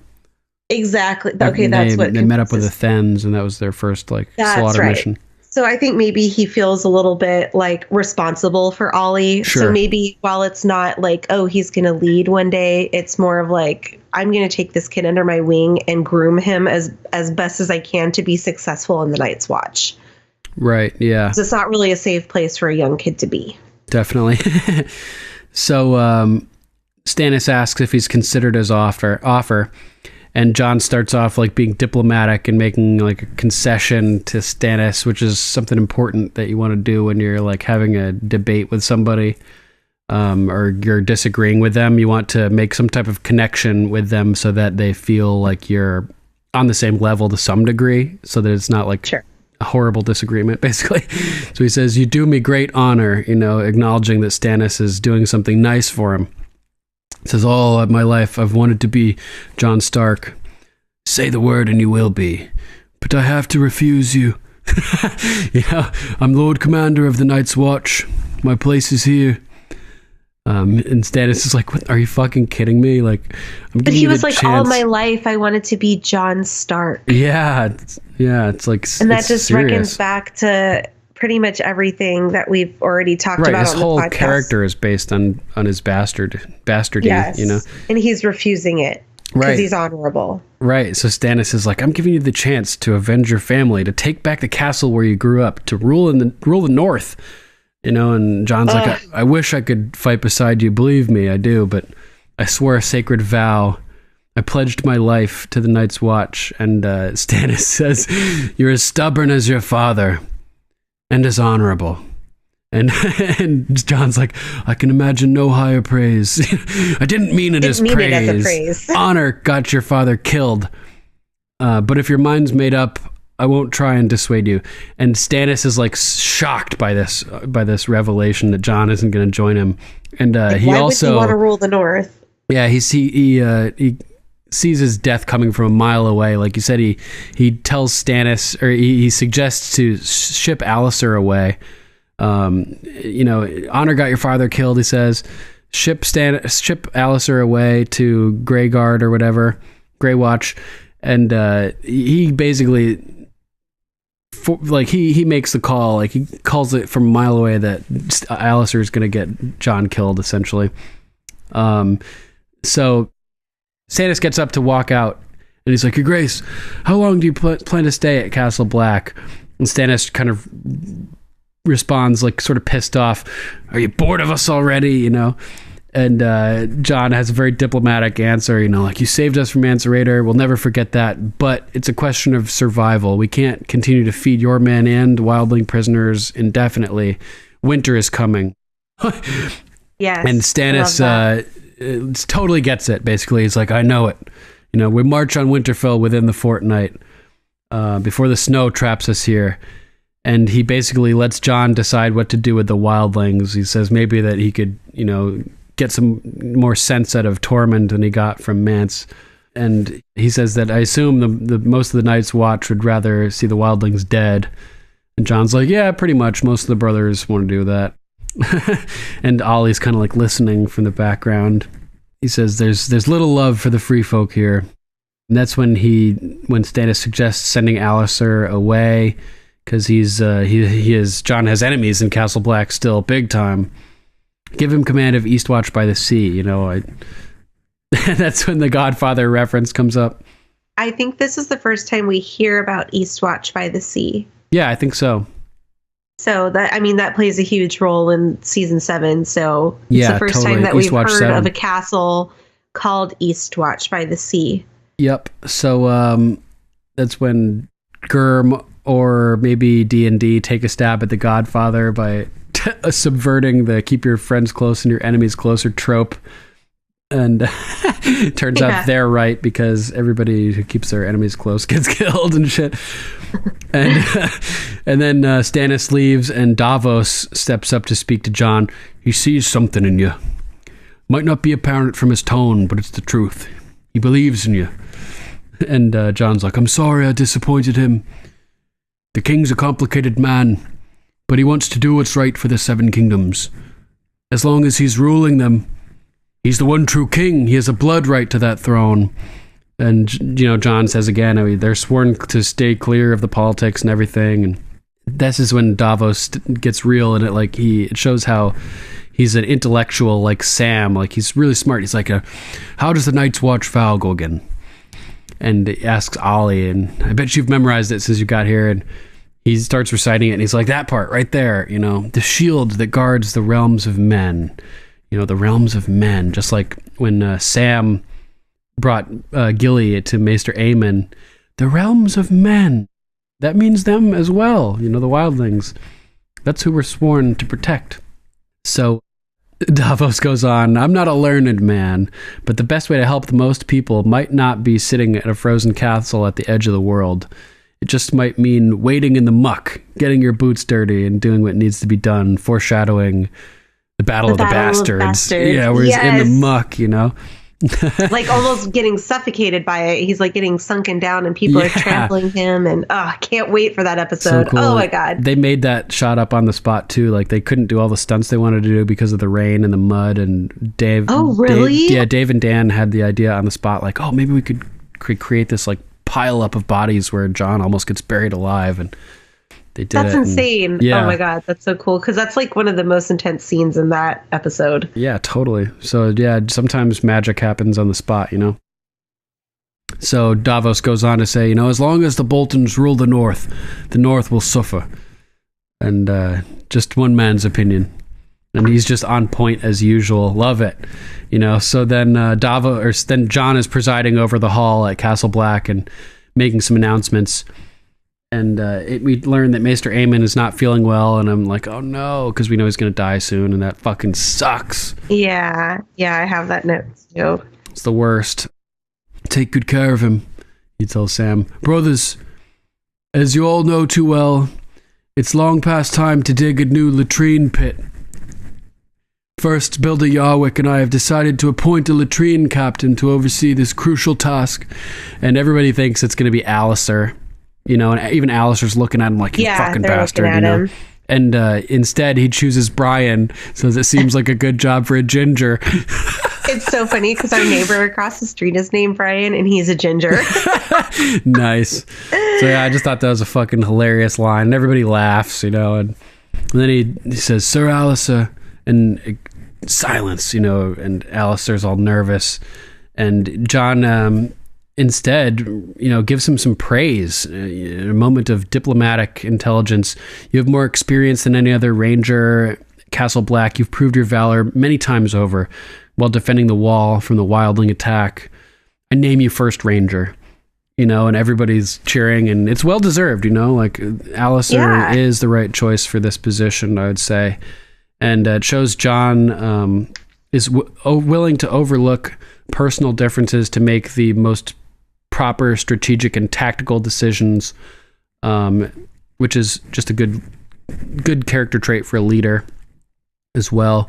Whereas, Alliser just can't get over his hatred of Jon, and it even makes him make bad decisions. Like Jon says, we need to fill in the tunnel, and just because Jon's saying it, Alliser is like, fuck no, we're not doing that. Yeah, if anyone else would have said it, they would have filled the tunnel. Right. It's the smartest plan. And making Alliser first ranger is the smartest plan, and Jon goes through with it despite their personal differences, which shows you how much of a better leader he is than Alliser, who makes decisions based on personal stuff, which is really stupid. Totally. So next, he announces that he's going to give Lord Janos command of Greyguard, and Janos is not fucking having it at all. No, because he wants to stay hidden behind Sir Alistair. Yeah, exactly. And people start freaking out. I was charged with the defense of King's Landing when you were soiling your swaddling clothes. Keep your ruin, and their uproar, and Sam lays down the law and gets everybody to calm down. All right, enough of that. Which is just fucking hilarious that little, Sam is commanding the situation a little bit. And Jon, you mistake me, my lord. That was a command, not an offer. Pack your arms and armor, say your farewells, and ride for Greyguard. I will not go meekly off to freeze and die. Give it to one of the fools who cast a stone for you. I will not have it. Do you hear me, boy? I will not have it. And Jon is just like, are you refusing to obey my order? You can stick your order up your bastard ass. And at that moment, it's like, oh, you fucked up, Janos. Take Lord Janos outside. And this next line pissed off a lot of book readers. Ollie, bring me my sword. Which is, they changed the line from the book, which everybody apparently wanted to hear because there's a big internet uproar. Ed, fetch me a block. That's the line from the books. Ed, fetch me a block. Oh, okay. So it's a little less on the nose than bring me my sword. And also it's giving Ed some spotlight as opposed to stupid Ollie, which everybody hates, basically. Yeah, that makes sense. So they took away cool Ed and something artistic and sort of just an artistic way to say I'm going to kill you. Not so on point. Yeah, fetch me a block, you're going to die, as opposed to I'm going to give me my sword. It's just so on the nose with that. So book readers were really mad about this. Whatever, I mean, yeah. And then it looks like Sir Alistair's going to try to intervene for a minute. He's standing up in the way, but nope. he steps aside. Yeah, and Janos kind of freaks out. Little Janos is behind him, and you don't even see him at first. Right? Yeah. And then you're like, oh, peekaboo, peekaboo. Yep, hilarious. And so they grab Janos and start dragging him out. And he's like, you can't do this. Get your hands off me, scum, all of you. If the boy thinks he can frighten me, he's mistaken. Yes, very mistaken. I love the shot of Jon sitting up at the table all by himself, too. And he takes a drink, one last drink, but we're looking at his shadow and not him taking a drink. I thought that was really artistic. Nice. Yeah, I love stuff like that.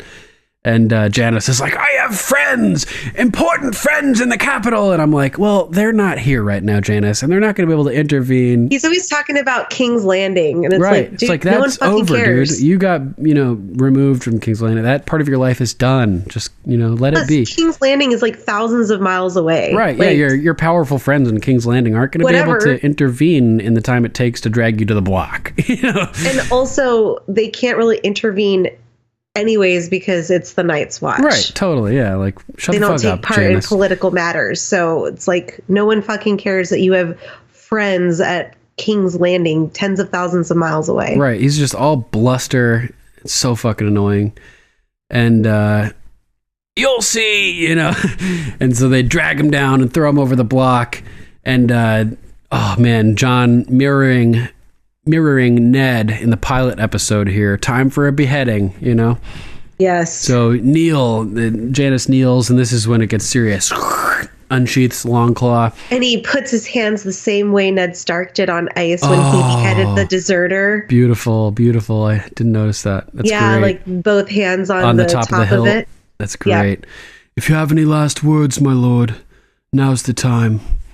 And Janice breaks like fine china. Just fucking just smashes into smithereens. I was wrong. I was wrong. You're the Lord Commander. We'll serve you. I'm sorry. I'm afraid. I've always just been afraid. Yes, we know that because you pissed yourself during the battle. And Jon, like, for a second, he stops, and it looks like he may listen to him. Well, he closes his eyes. Right, like finding his center, but in reality, I'm afraid. I've always been afraid. I can't fucking send you to Grey Watch then to lead a project because you're not reliable. You're too scared. You were hiding in the larder, like Sam said. Like Janos just like if he could have said something else that may have like helped his case, but being afraid. Saying that's not helping you at the Night's Watch. We need men at the Night's Watch who are going to hold their posts and do what they're told. And you're disobeying orders on top of that. Jon's hands are tied here. Like he doesn't have any choice. He has to execute him.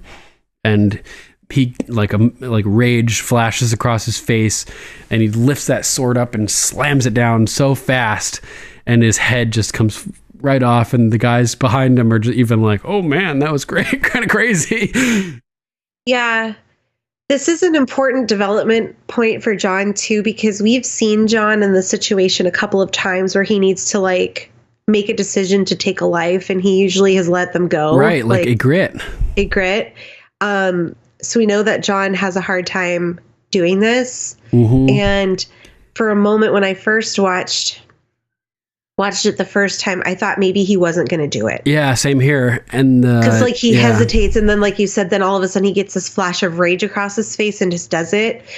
And it actually kind of reminded me of when Robb beheaded the Karstark guy. Yeah, Rickard Karstark. Like they hesitate, and then they have to fill themselves with a little bit of rage and confidence to get it done, because there's a part of them that just, the Starks don't necessarily like doing that. Yeah, it's their duty, you know, like they have to do it. And I find it funny because when the Hound is talking to Sansa and he's saying to her, you know, like, your father loved to kill people. Killing is the best thing there is.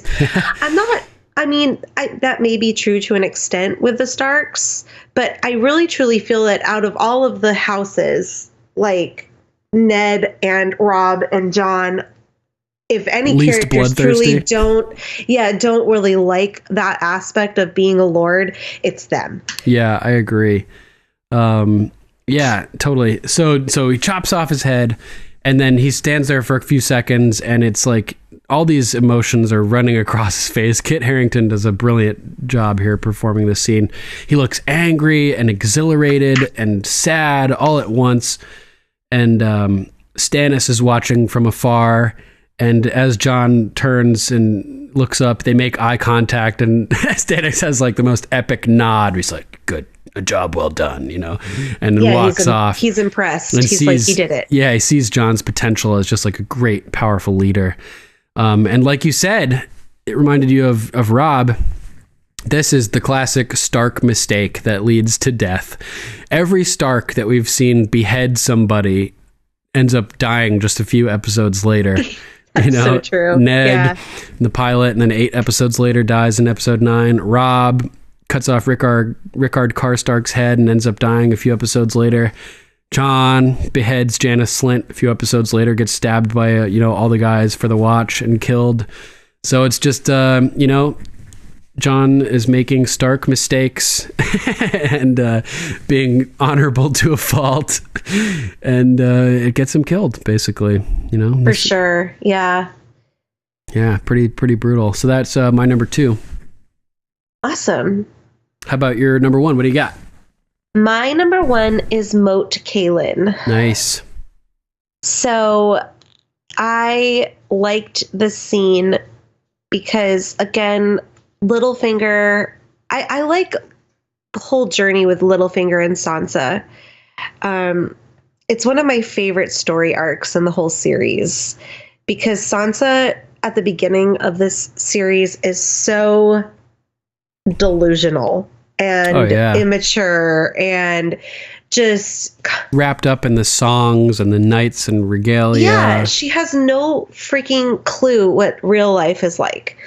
And fast forward to season 7, she's a force to be reckoned with. And there's always one line that always stands out with me with Sansa in season 7. And they're talking about Cersei. And I think she's talking to Jon, and he goes, it sounds like you almost admire her. Right. And she goes, I learned a great deal from her.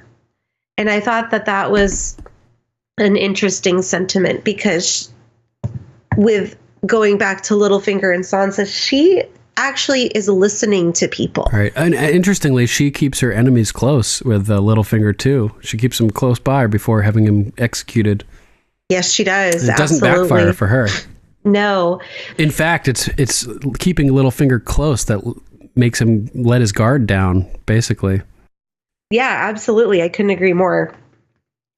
So she goes, that's Moat Kaelin. And he goes, you've been here before? And she goes, yeah, on our way down to King's Landing with my father and Arya. And she kind of mumbles it like it's really hard for her to say. Right.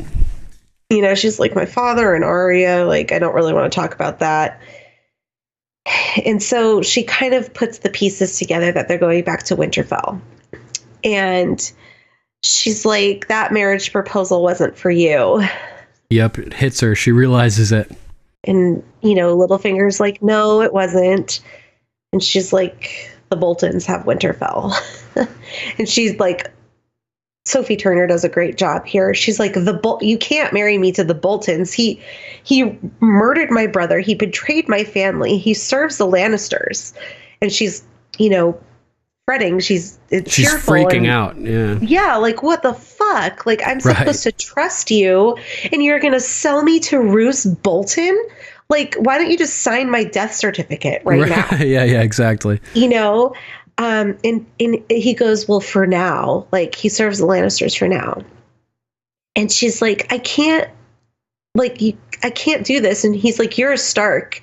Dyeing your hair doesn't change that. He's a traitor, a murderer. He goes, you're not marrying Roose Bolton. And she's like, what? You're marrying his son and heir, Ramsay. She's like, you can't make me. I'll starve myself. I will die before I have to go there. I will burn our house to the ground before I let you take him. The same kind of sentiment, but I found it really interesting because I don't think, while it's her home, I don't think Sansa ever expected to go back to Winterfell, but I also don't think she ever really wanted to go back to Winterfell because that's like all of her memories of all of the people that have died are there. You know what I mean? Yeah, totally. She misses it when she's building it up at the Vale. It could be too painful to go there. It's too painful to live there. Yeah, like while it's her home and she belongs there. And she goes, I don't expect I'll ever go back when she's talking to Robin. Yep. That was a powerful moment too with Peter like saying you belong there, always. It's your home always. Like you're a Stark, Yeah, so this is, kind of important. And so, I won't force you to do anything. Don't you know by now how much I care for you? Say the word now and we'll turn the horses around. But listen, basically, like, you've got to stop running at some point. Like, you have been a bystander to tragedy ever since they executed your father. Stop being a bystander. Yeah, experience some tragedy firsthand. Stop being a bystander. Experience it firsthand. Yeah, exactly. Stop running. Basically, there's no justice in the world unless we make it. You loved your family. Avenge them. So this is Littlefinger playing Sansa and totally flipping the situation to now put the decision into her hands. He is so manipulating her. Thinks. Yeah. Well, I'm saying he's manipulating her into, he just said, we'll turn the horses around. Right. I won't make you do anything, but now I'm going to flip it on you. And now you're going to have to basically make this decision yourself and stop running. So he's pinning her into a corner to where she feels like it's her decision, but she still doesn't really have a choice in the matter, if that makes any sense. Yeah, exactly. So he's manipulating her to make the decision that he wants her to make, but feeding it to her on a platter of do it to avenge your family. Mm-hmm. Exactly. I don't think he would have turned the horses around if she didn't want to go, basically is what I'm saying. So he had to figure out a slimy way for her to make the decision on her own to continue this journey with her. Yeah, at least to make her think she's making the decision on her own. Yes, it's his decision, but she's being manipulated to make it feel like it's her decision to do it, to avenge her family. Yep, that's the best way to make people do stuff, is make them think that it's their decision. Yes, like my 2-year-old. Exactly. It has to be his decision. So we do like reverse psychology on him all the time. Nice. It's funny how Baelish, they're like, Mo Kalini's like a bit shabby, isn't it? Yeah. Yeah, it's pretty Just fucked. a bit. Yeah, it's totally. like sinking into the ground. Yeah, and just disease ridden and everything. For sure. So this is my number one because I think the biggest revelation for me in season 7 was when Littlefinger got executed. And I will just say, I know we're going to talk about that when we get to that episode, but I totally called it that Littlefinger was going to die. Nice. Like that episode, I looked at my husband. I'm like, I think this is Littlefinger is done for. And he's like, there's no way that Littlefinger is done for. And I'm like, there's no way that Sansa and Arya are going to kill each other. And so when they brought Peter into the room and she's, or when they brought Arya into the room and she's listing off all the crimes, I looked at my husband. I'm like, she's talking about Littlefinger. Oh, brutal. And he's like, no way. And I'm like, he's dying. He's dying right now. Like this scene, he's going to die. Oh my God. And I was right. So I think that's why I like this story arc. I also feel that Sansa's character is probably one of the few that grows the most. Oh yeah, total transformation. Like, if not the most. So it's important. Littlefinger's influence on Sansa is essential to her development. Yeah, I would say that her character develops the most out of anybody in the show, probably. Yeah, I do too. Maybe Arya is a close second. Nah, because she's already like, she kills somebody in King's Landing, you know what I mean? Like in season 1. That's true. Oh yeah, that's true. I totally forgot about that one. She's a killer from right off the bat. Whereas Sansa's like a naive little girl and transforms into like about a lord singing lady. Songs and knitting and sewing. Yeah. Total transformation from Sansa. Yeah, for sure. So I use this as my number one because her transformation is the best, and she also is the one that gives the order to execute the main person that sent the storyline into orbit. Yeah, totally. So totally. Nice. Good one. What's your number one? My number one was the dwarf napping. So let's move on to our notes. Okay, awesome. My notes first starts off from the beginning of the episode where we're inside the House of Black and White. And we see tears dripping from one statue. We see another lion god, a ram god, fiery heart of R'hllor. I think the tears dripping was from the mother. Yeah, I was wondering. I was going to ask you. Nice. Yeah, so I'll go with that. I kind of thought probably the same. Because she shows the mercy. Oh, yeah. Mother's mercy, right. Then we see the werewood face, and then we see the poison pool. And Arya is sweeping. And that dude drinks the poison water and goes off to pray to the mother and dies. And she's just sweeping and sweeping. And I didn't come here to sweep floors. No? Why come then? Came to learn how to be a faceless man. A man teaches a girl. Ballard Dohaeris, all men must serve, faceless men most of all. Yes, that's such a great line. So she claims she wants to serve, but Jaqen sees right through her. You just want to serve yourself. A girl wants to serve herself. Here we serve the many-faced god. To serve well, a girl must become no one. And this is the first time that Arya is facing that fact. And she's like, well, which one's the many-faced god? I see the stranger, I see the drowned god, I see the werewood face. There's only one god. A girl knows his name, and all men know his gift. All men must die, and she knows his name because, she told Beric, the one god is death, right? God of death. She knows his name, death. All men know his gift, death. And then the guy who drinks the poison's dead and gets carried off, and she's like, "Where the fuck are they taking him?" And the waif ignores her, as she continues to do throughout the episode. Anything you want to say about that intro scene, or you want to move on to your next note? Not really.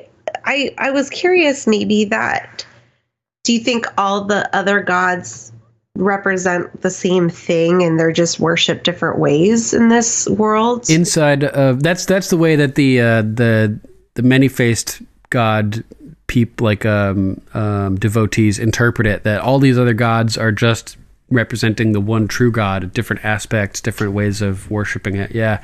But awesome. The House of Black and White is full of idols for every god, basically. You can go to one corner if you worship the old gods. You can go to another statue in there if you're like Dothraki and you. But they really all just serve the god of death, essentially. Yeah. Basically, that's Okay. That's what awesome. That's the way cool. that the House of Black and White people spin it. They're all just the same god. Yeah. Okay. Yeah, I like that. The many faces are all of the, the seven, the old gods, the new gods. The weirwood. Yeah, those are all the many faces of the one true god. Okay. Makes sense now. Cool. So you want to move on to your next note? Sure. So my next set of notes is when the Boltons move into Winterfell. Nice. Yeah, same here. They're rebuilding it. Yeah, and they're bringing supplies in, and Reek sees the flayed men hanging and triggers his PTSD. Triggers his memories of burning those two boys, you think, that he hung? Yeah, that was my question. I said, do you think it reminds him of the boys that he burned? I think so. And hung them from the doors. And probably also about his role in getting all the men at Moat Cailin flayed. Yeah. But more so hanging the boys like that after they were burned. Yeah, so then we transition over to Ramsay stuffing his face. Oh my god, he's so psychopathically enthusiastic about eating here. Yeah, sausages, by the way. So he's telling his father about Lord Kerwin not paying his taxes. And basically Lord Kerwin said, the Warden of the North should always be a Stark, and he'd be damned if he kissed a traitor's boots. Right. And Bolton was like, you went there to collect taxes, not to flay them. And he goes, I flayed him and his wife and made his son and brother, and I made his son watch. Flayed him living also. That's the key. Oh, yeah. Very Mad King, making the son watch type thing. Oh, I didn't even make that connection. But, and then Lord Bolton goes, okay, well, and he goes, the new Lord Kerwin paid his taxes. Yeah. And Roose looks slightly disturbed by Ramsay's flagrance with the flaying. Yeah, and he's just talking about flaying people while he's stuffing his face. And so Roose starts trying to talk to Ramsay about something important. Yeah, something important. It's great to go around and flay people, but that's not how we're going to get the supporters of the houses. But he's eating so intently first that he's not really paying attention. He's like, stop eating and listen. And Ramsay slowly puts his fork down with a big old mouthful of food in his mouth. Yeah.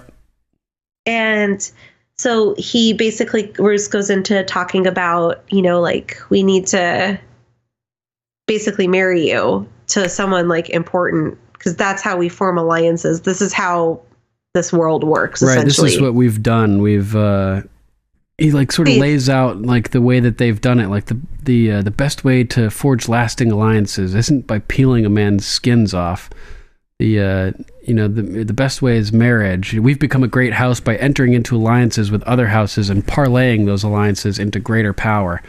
So Roose is actually kind of strategic, with his power gathering and his ambitions, whereas Ramsay is just like a fucking psycho going around flaying people and shit. Yeah, which is not going to bode well because it's going to raise more enemies than alliances doing it that way, which is essentially Roose Bolton's point. Right. And, blowback. Back to, your point is Ramsay's very flippant about this. He's like, well, we have the Lannisters backing us. And, to Roose's point, he goes, I had a pact with Tywin and he's dead. Yeah. And the remaining Lannisters are 1,000 miles away dealing with it. And also, they've never once sent their troops north, this far north. If you think they will for us, you're a fucking fool. So I think this may foreshadow that the Lannisters end up not... Well, we know that Cersei kind of tricked everybody to think that they were going to ride the Lannister army north. But I think it foreshadows that they don't ever go north. Not in season 8. Interesting. Yeah, I thought maybe it foreshadows that eventually they do. Well, the little teaser that we talked about last week. Right. The Lannister piece on the board explodes into fire, and the fire stops at the neck. Yep. So they don't get quite that far up north. I don't think, or what I appeared to it being the neck. I mean, it's really hard to kind of tell, but yeah, that's about where it is. So in the middle. Somewhere in the middle. So, Roose divulges the best way is marriage. And I found the perfect girl to solidify our hold in the north. I wonder who that could be. Yeah. So that scene's important. Jane Poole. That's who it is. Perfect. We don't really ever see Jane Poole after the Battle of the Blackwater, do we? Yeah, I don't think so. Yeah, she has a much bigger role in the books. I know that. So yeah, what is your next note? Next, we go to Qyburn in his chambers in Pycelle's old laboratory, right? And he's like, first he's got a rat, and then he like pops it. Ew, I know. Like squirts blood up on the magnifying lens. He is a little taken aback by that. Yeah. He's like, oh, that one was a squirter. It was almost like he was the mountain himself there. Like the mountain crushed Oberyn's head, and he's squishing the rat's head or whatever. So Cersei comes in and tells him to send a raven to Littlefinger wherever he's slithering about, which is a kind of funny line. And she asks about Sir Gregor's progress, and more progress has been made than I expected. Still a way to go, but very good. I'll leave you to it then. Make sure that Littlefinger is clear of the word immediately. And what do you think this message is about? I think it's the message that the Rider and the Knights got to the Eyrie, and then Roose Bolton opened it. It is, yeah, for sure. But what is it? Like, what's it about? I think she's summoning him back to King's Landing. Yeah, it makes sense immediately. Like, get back here now, to try to bitch. Find Arya, if I'm not mistaken. Or Varys, yeah. And Tyrion and shit probably too. Yeah. Yeah, because she's searching for allies. So she's like, I gotta get Littlefinger back here. He's pretty powerful. Yeah, exactly. That makes sense. And then in the background, there's like a few seconds of not much action. Moves. Yeah, where Qyburn's sitting at his table, like doing stuff, and it's just like, why are we still watching this? And then all of a sudden, the mountain starts seizing under the table, under the sheet on the table back there. It's like, holy fuck, And then in super, super creepy fashion, Qyburn is like, shh, easy, friend. And it's just like, he's so creepy. It's awesome. He is super creepy. Love it. And that was like a great little like horror style scene to make, like classic horror with like something moving under a sheet like that on a table. Yeah, like Reanimator, Frankenstein type stuff, which is really great. Definitely. So what's your next note?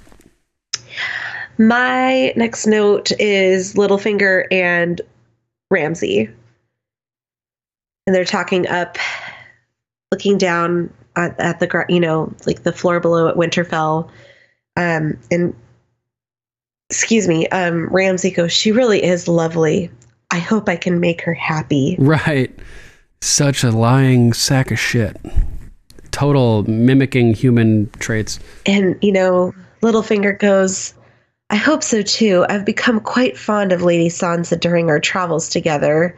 She's suffered enough. Yeah, kind of a threat. Like, don't fuck with her. And I'll never hurt her. You have my word. Lying bastard. I guess he's not a bastard anymore, but. Well, I think I have a note. Do you think Littlefinger is warning Ramsay because Littlefinger knows he's crazy, or like just telling him, like, look, treat her gently because she's gone through a lot? It's both. Like, because saying she's suffered enough is like, treat her well, and saying I've become quite fond of Lady Sansa during our travels together is a threat. Like, you fuck with her, you fuck with me. Got it. Because he's got a reputation, you know? Yeah, I'll never hurt her. Yeah, you have my word. Yeah, right. You freaking raper. Fucking liar.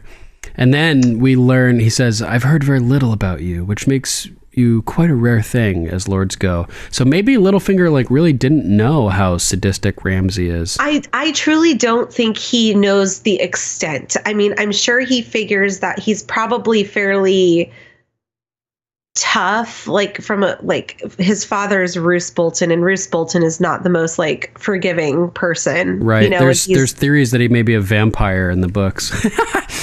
Oh, really? Interestingly, yeah, he gets leeched all the time, and he like has like there's like a blood thing, you know, and he just like is really pale with like gray eyes and. Oh, crazy! Yeah, it's pretty interesting. Oh yeah, so I mean, I think that Littlefinger, this is a warning to Ramsay, but I don't think Littlefinger ever thought the horrors that he would do to Sansa. Mm-hmm. From like, I mean, it's his wedding night, and I mean, a virgin, she's probably going to be nervous, but like having Reek watch and then beating her, like, and, you know, basically raping her night after night and locking her in the tower. Yep. I don't think really Littlefinger had that notion. I mean, maybe he thought like Sansa would be reluctant and he might force it, but she would, I don't know. Who knows? I don't think he knew the extent. But Ramsay, like, of his... of his psychopathy or whatever, his sadism. Yeah. So Ramsay, like, takes it up another notch here, and he's like, he's like thanking Baelish. He's like, I'm forever in your debt, and like gives this super creepy smile, like evil Frodo. And it almost like elicits like the uncanny valley effect, where something is very close to being human, but it's not quite human, and it like gives you like a feeling of revulsion. And that's what I feel like Ramsay is every here. Time like, he's on scene. Yeah, at least when he's like doing like this, like pretending to be like mimicking human behavior, it creates that like uncanny valley effect, which is impressive acting, because obviously he is a human and he does feel empathy. The actor, I'm assuming, Ewan Ryan, you know. I'm sure. Can you imagine having to film that scene with Sophie Turner and being like, I'm so sorry. Right. I'm like ripping your dress off.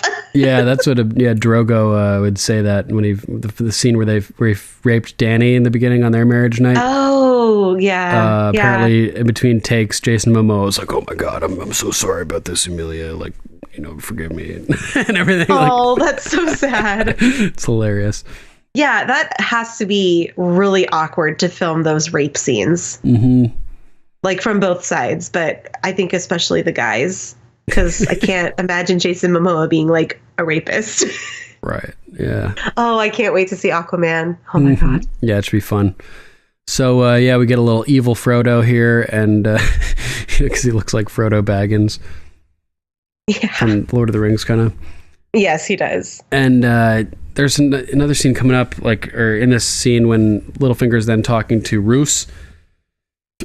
I assure you, she's still a virgin. He's like, I don't care. I just need her name. I'll leave that to the brothel keeper. It's her name I need, not her virtue. Yeah, and this should be a red flag to Littlefinger. Like, they really don't give a fuck about Sansa, you know? No. But instead he's like, then I have delivered everything I promised, you know, like, I don't give a fuck about her either, basically, which is fucked. And Roose makes a good point, too. He's like, are you prepared for the consequences? Like, you just basically sold Sansa to me and are going against the Lannisters. Right, yeah. Well, Tywin's dead, basically, so the Lannisters aren't what they used to be. Yeah, Littlefinger makes that point. He goes, the Lannister name doesn't mean what it once did. Tywin is dead. He kept his house and power by sheer will. And Bolton goes, well, the queen's not going to be very happy about it. He goes, Queen Marjorie adores Sansa. Right. Yeah. Cersei is the queen mother. The title of importance a title whose importance wanes with each passing day. Yeah. But apparently she still thinks you're in the Vale. Yeah, that was funny because the rider came from the Vale. Yeah, and the seal is broken, so we know that Roose is still very wary of Littlefinger, as he should be. Yep, and all these power plays that are going on, like selling Sansa to the Boltons and stuff, all just repercussions of the power vacuum created by Tywin's death. For sure. Like the Lannisters are losing their grip, just as Jaime was worried about. They'll come for us to steal everything that we own. Yeah, and Roose makes a really great point. You're receiving word from a rider in the night, from the Queen Mother. It doesn't let me, it doesn't inspire confidence necessarily. Yeah, I'm going to question your alliance with me here, because that's kind of weird. And a message for me, you say. Strange that the seal is broken. Yeah, and exactly. Roose makes some really good points. He's totally like prying with Littlefinger. He goes, the Lannisters made you one of the great lords of Westeros. Yet here you are in the north, undermining them. Why gamble with your position? Yeah, good question for sure. And his response is great. Every ambitious move is a gamble. You gambled when you drove a dagger into Robb Stark's heart. It appears your gamble paid off. You're Warden of the North. Oh, and it's like, I had Tywin Lannister's backing. Who supports me now? You? The Eyrie is mine. The last time the Lords of the Eyrie formed an alliance with the Lords of the North, they brought down the greatest dynasty this world has ever known. Robert's Rebellion, Absolutely. And he's like, I'd like to borrow one of your birds. Cersei will expect a reply. I'd like to read the reply. Classic little back and forth between those two. Yes, I love it. Yeah, and that wraps up all my notes for the episode. Me too. Perfect. So stick with us, guys. We'll be right back after a brief musical interlude. Enjoy.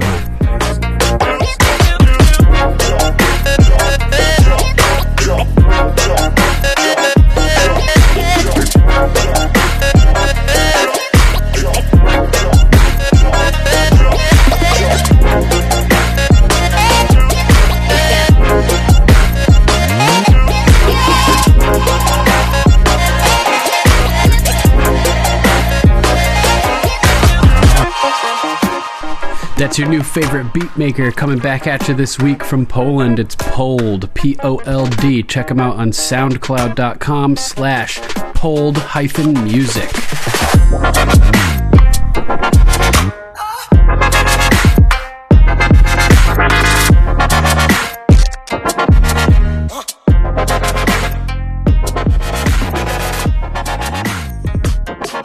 And we're back with news about Game of Thrones. First, from winteriscoming.net, Kit Harington auditions for How to Train Your Dragon in hilarious video. Oh, I saw this. This is awesome. Yeah, I have it posted on our Facebook for anybody who wants to check it out, the actual video. But the article continues. Game of Thrones is coming to an end, but it might be a while before star Kit Harington can escape the shadow of Jon Snow. For example, Harington is reprising the role of Eret in next year's How to Train Your Dragon, The Hidden World. Whoa, he's actually going to be in the movie? Oh, yeah. Interesting. In this hilarious, quote, audition footage, Harington shares the screen with the dragon Toothless, and a lot of what he said should ring a bell for Game of Thrones fans. You've got to love the director calling Harington Chip at the beginning. He corrects him. Oh, it's Kit, actually. And he says funny quotes like, first I'm dead, then I'm not. No one knows who my mother is, And just pretty funny. So if you guys want to check that out, head over to facebook.com/GOMPodcast, and we have it posted. You can watch this for yourself. From Wiki of Thrones, video shows supercut of all 174,373 deaths from Game of Thrones by Palash Volvoiker. Yeah, Volvoiker? Good. Sorry if I butchered your name. Game of Thrones is a show famous for being the show with unlimited sex and murder. While the show does carry a powerful storyline, it has a fair share of gore, and we have lost our count of how many people have gotten killed on the show over its 7-season run. However, one passionate YouTuber has now made a supercut video for us showing every single one of the 174,373 deaths on the show. Wow. Just so you guys know, this is... it came out in like November of last year, but I didn't know about it, and it's pretty fucking... just sounds pretty epic, so I thought it would be worth covering on the show. So the article continues to say, read on. The video made by YouTuber Leon Andrew Razon compilations run a little under 24 minutes and shows the 174,373 deaths we have seen over the years. It covers the entire length of the show, starting from the very first scene where the Night's Watch finds wildlings right to the last one when the Night King blows a huge chunk of the wall. This is basically an update to the YouTuber's older video showing supercut of deaths from season 1 through 6. We are definitely looking forward to where the number reached as season 8 closes. If Valar Morghulis is actually literally true, then perhaps it'll be all of them. What do you think? We will post the video on the GOM Facebook page. That's crazy. Yeah, that's so many deaths. It's like hard to fathom. I know. I'm going to count all of them. No, I'm kidding. Well, somebody did. Yeah. Someone had the time to do that. Yeah, that guy apparently. Leon Andrew Razon compilations. It's brutal. Wow. Moving on to Game of Thrones and History from Latin language blog, Game of Thrones and Ancient Rome, Part 2, by Brittany Britannier. Tyrion Lannister versus Emperor Claudius. These two figures represent the black sheep of their families. Both Tyrion and Claudius are born into prestigious families of power, and both are ridiculed and belittled for their physical abnormalities. However, none of their physical traits interfere with their witty minds and capability to lead. In Tyrion's case, into battle a few times, and in Claudius's case, ruling Rome and Britain. I, of course, refer to the Emperor Claudius that many people know from Robert Graves' series I, Claudius, in which Claudius has the good sense to, quote, play the fool in order to be overlooked in the chaos and murders of those wishing to be emperor. Tyrion, unfortunately, does not have this reticent talent. Next, we have Kingsguard versus Praetorian Guard. These two guards of the highest degree and class are sworn to protect their king and or emperor. They are usually loyal, but are loyal more so to those with the large coffer. While the Kingsguard swear their lives to the king and forsake women and children, the Roman Praetorian Guards are bodyguards who are allowed to have a family. Furthermore, the Kingsguard is used as a political tool by various characters to promote their allies and give power, while the Praetorian Guard is both a political tool, but at the same time it becomes its own political body. They were even able to claim Claudius as the Emperor of Rome. Interesting. I hadn't heard this one before. The War of Five Kings versus the Year of the Five Emperors. Cool. Yeah, in both cases, kings and emperors claim power when they have none or seek to take power where they see weakness. But unlike the War of the Five Kings, the Year of Five Emperors features the succession and assassination of 5 different emperors within a year. The War of Five Kings is the fight and struggle of 5 men fighting each other within several years. The seven kingdoms are at war with one another. False kings destroying the country. The usurper is dead. The Starks fight the Lannisters. The Baratheons fight each other. Daenerys Targaryen to Jorah Mormont. The Year of the Five Emperors refers to the year 193, in which there were 5 claimants to the title of Roman Emperor. The 5 were Pertinax, Didius Julianus, Pesinius Niger, Clodius Albinus, and Septimius Severus. All these emperors, quote unquote, fought, plotted, and bribed their way to power. You can read about the crazy year of 193 in a link in this article, which we'll post. In Game of Thrones, the War of Five Kings includes Robb Stark, Joffrey Baratheon, Renly Baratheon, Stannis Baratheon, and Balon Greyjoy, all of whom are contending for the Iron Throne after Robert Baratheon's death. So yeah, that's kind of interesting. Yeah, for sure. What's that sound? Do you see that on the horizon?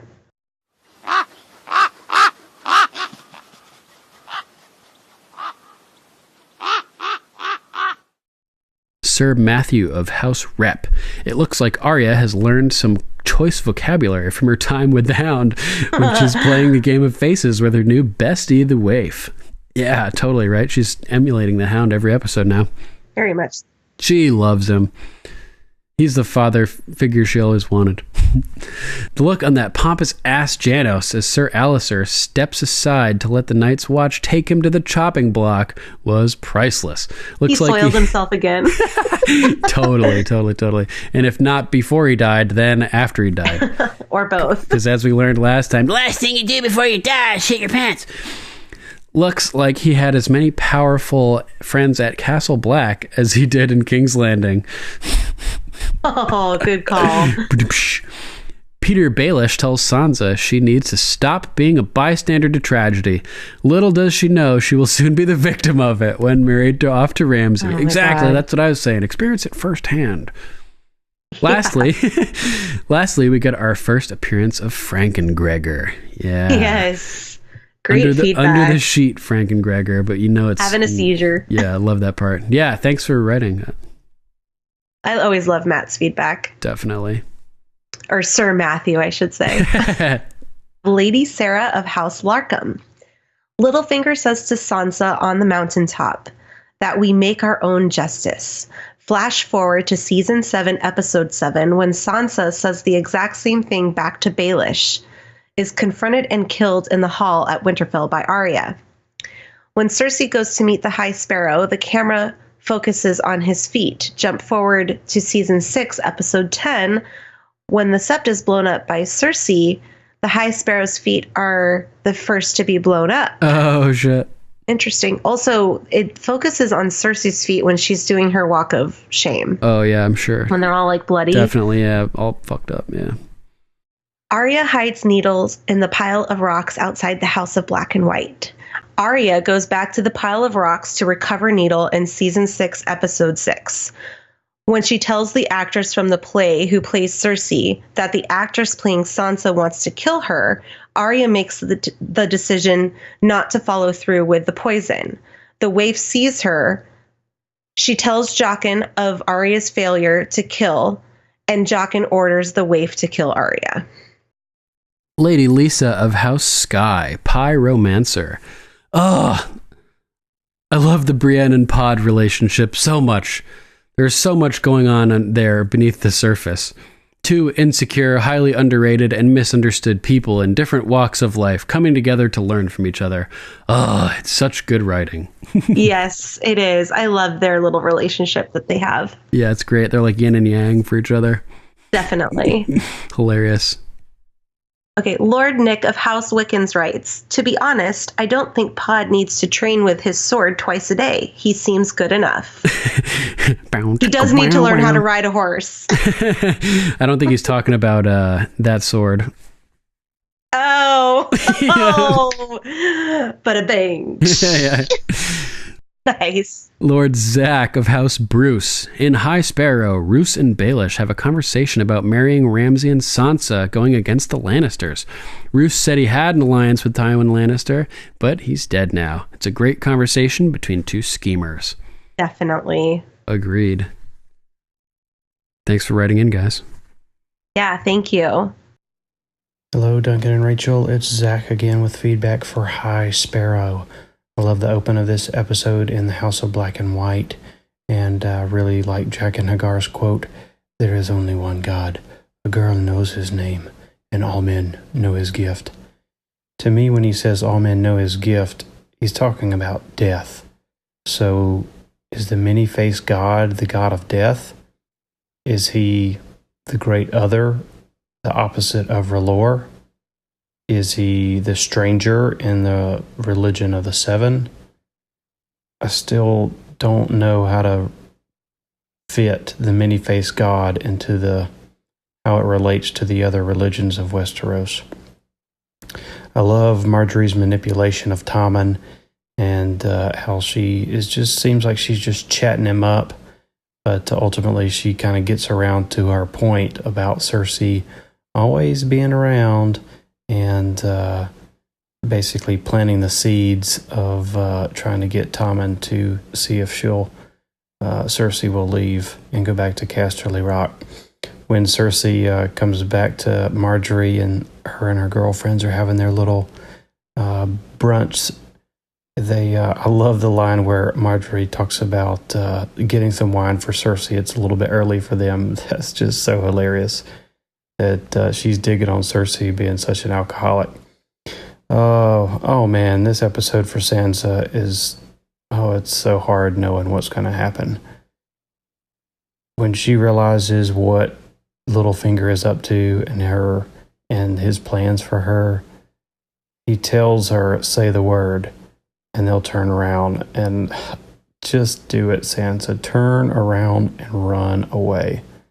Just don't do it. It's not worth it. And to me, the line Littlefinger uses to kind of change your mind is not really that good of an argument. He says, avenge your family. How is she going to avenge her family by marrying Ramsay fucking Bolton? Sansa, don't do it. The quote, there's no justice in the world, not unless we make it. That's pretty interesting, being how Sansa's story goes and the justice that she makes in season 7 regarding Littlefinger. Oh, that's really good. I really liked Arya throwing her stuff away, and after they kind of called her out on being ready to start training to become no one. I remember the first time I watched this, she got to Needle, and I was like, oh my God, she's going to throw it away. I really thought, I didn't know, I was not a book reader when I first watched the show. I didn't know anything about where her story was going. But I was like, oh my God, please don't throw that sword away. And she was holding it above the water, and I was like, oh my God, she's just going to drop it. And then she didn't, and I was, oh man, that was such a joyous moment.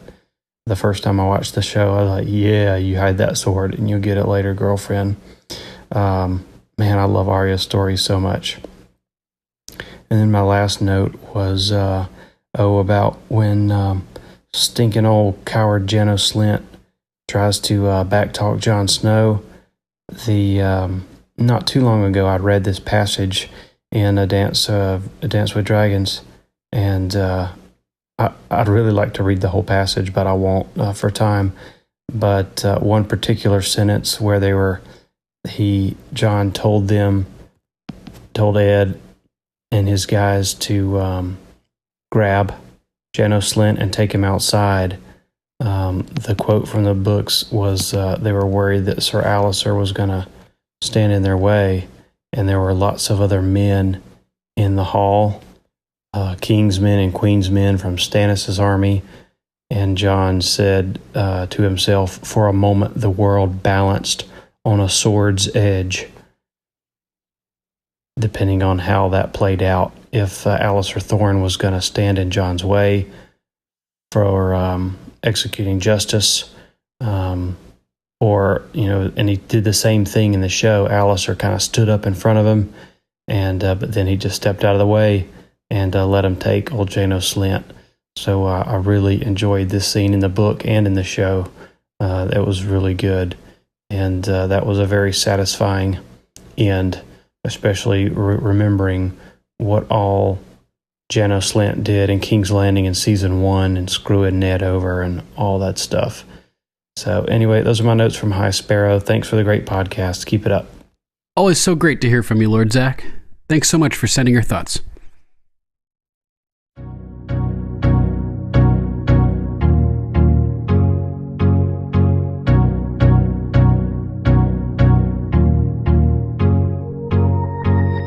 All right, that's our show, episode 85. Thanks for listening, everybody. Yes, thank you guys for listening. Christmas is coming. That's good.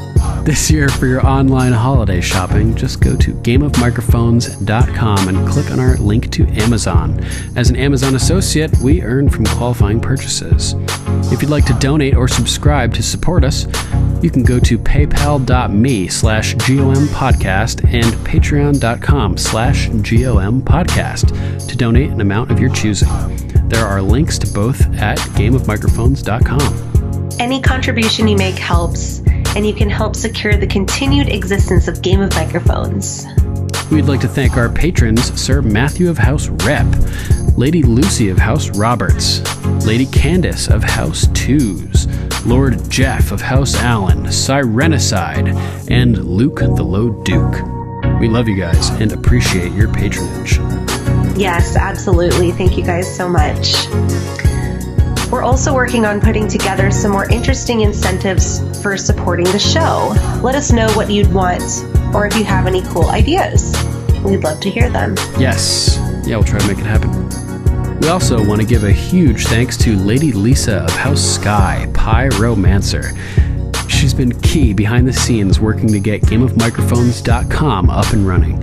And she's also an amazing artist. Like, really, she's super good, right? That Robin Williams one? Amazing. So check out her amazingly illustrated children's book, The People You May See, available now on Amazon. And check out her art at fineartbylisa.com. Next episode, we'll be covering Season 5, Episode 4, Sons of the Harpy. Give it a watch and send us your thoughts. We'd love to read them on the air. If you'd like to call, you can reach us at 813-JOFFREY. That's 813-563-3739. If you would like to write in, you can email us at ravens@gameofmicrophones.com. Check out our Facebook page at facebook.com/GOMPodcast. And give us a like and a rating while you're there. Ratings on iTunes would also help a lot. So help us out and give us a review on iTunes. Give us a 5-star or die. Or we'll find you. Imp slap. You can also listen to Game of Microphones on YouTube, BitChute, and Steemit. Just search for Game of Microphones to find our channel. We can't create a custom URL on YouTube until we have at least 100 subscribers, so please subscribe as well. Likes, comments, and shares are also greatly appreciated. We're also on Twitter, Instagram, Gab, and Minds at GOMPodcast. And we're on Tumblr too, at Game of Microphones. All right, that's our show. Thanks for listening.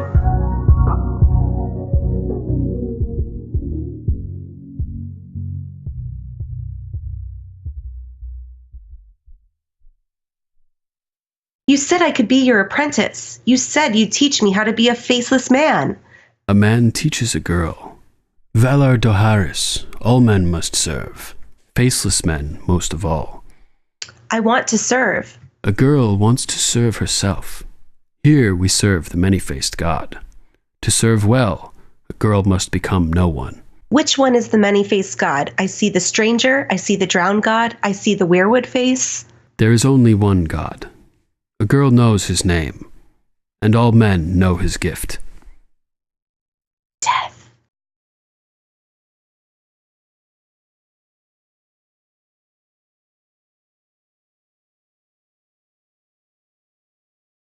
And Pod's like wigging out. He's burying his ham bone. Right, I'm sure, yes. I find it funny that his last name is Payne because he's such a pain in Brienne's ass.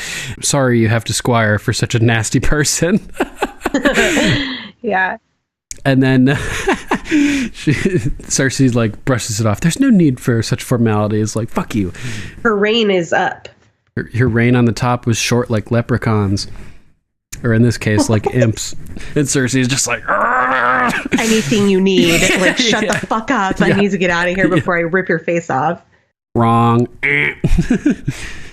Okay. This is inherently blasphemous, I feel. Imp slap. Damn, this guy is slippery as fuck. Yeah, very slippery slimy. as fuck. Oh, peekaboo. Peekaboo. What the fuck? Like, I'm supposed to trust you, and you're gonna sell me to Roose Bolton? Yeah, sausages, by the way. The look on that pompous ass, Janos, and as Sir... Fuck. The look on that pompous ass, Janos. You can also listen to Game of Micro... Blah, blah, blah, blah, blah. Death.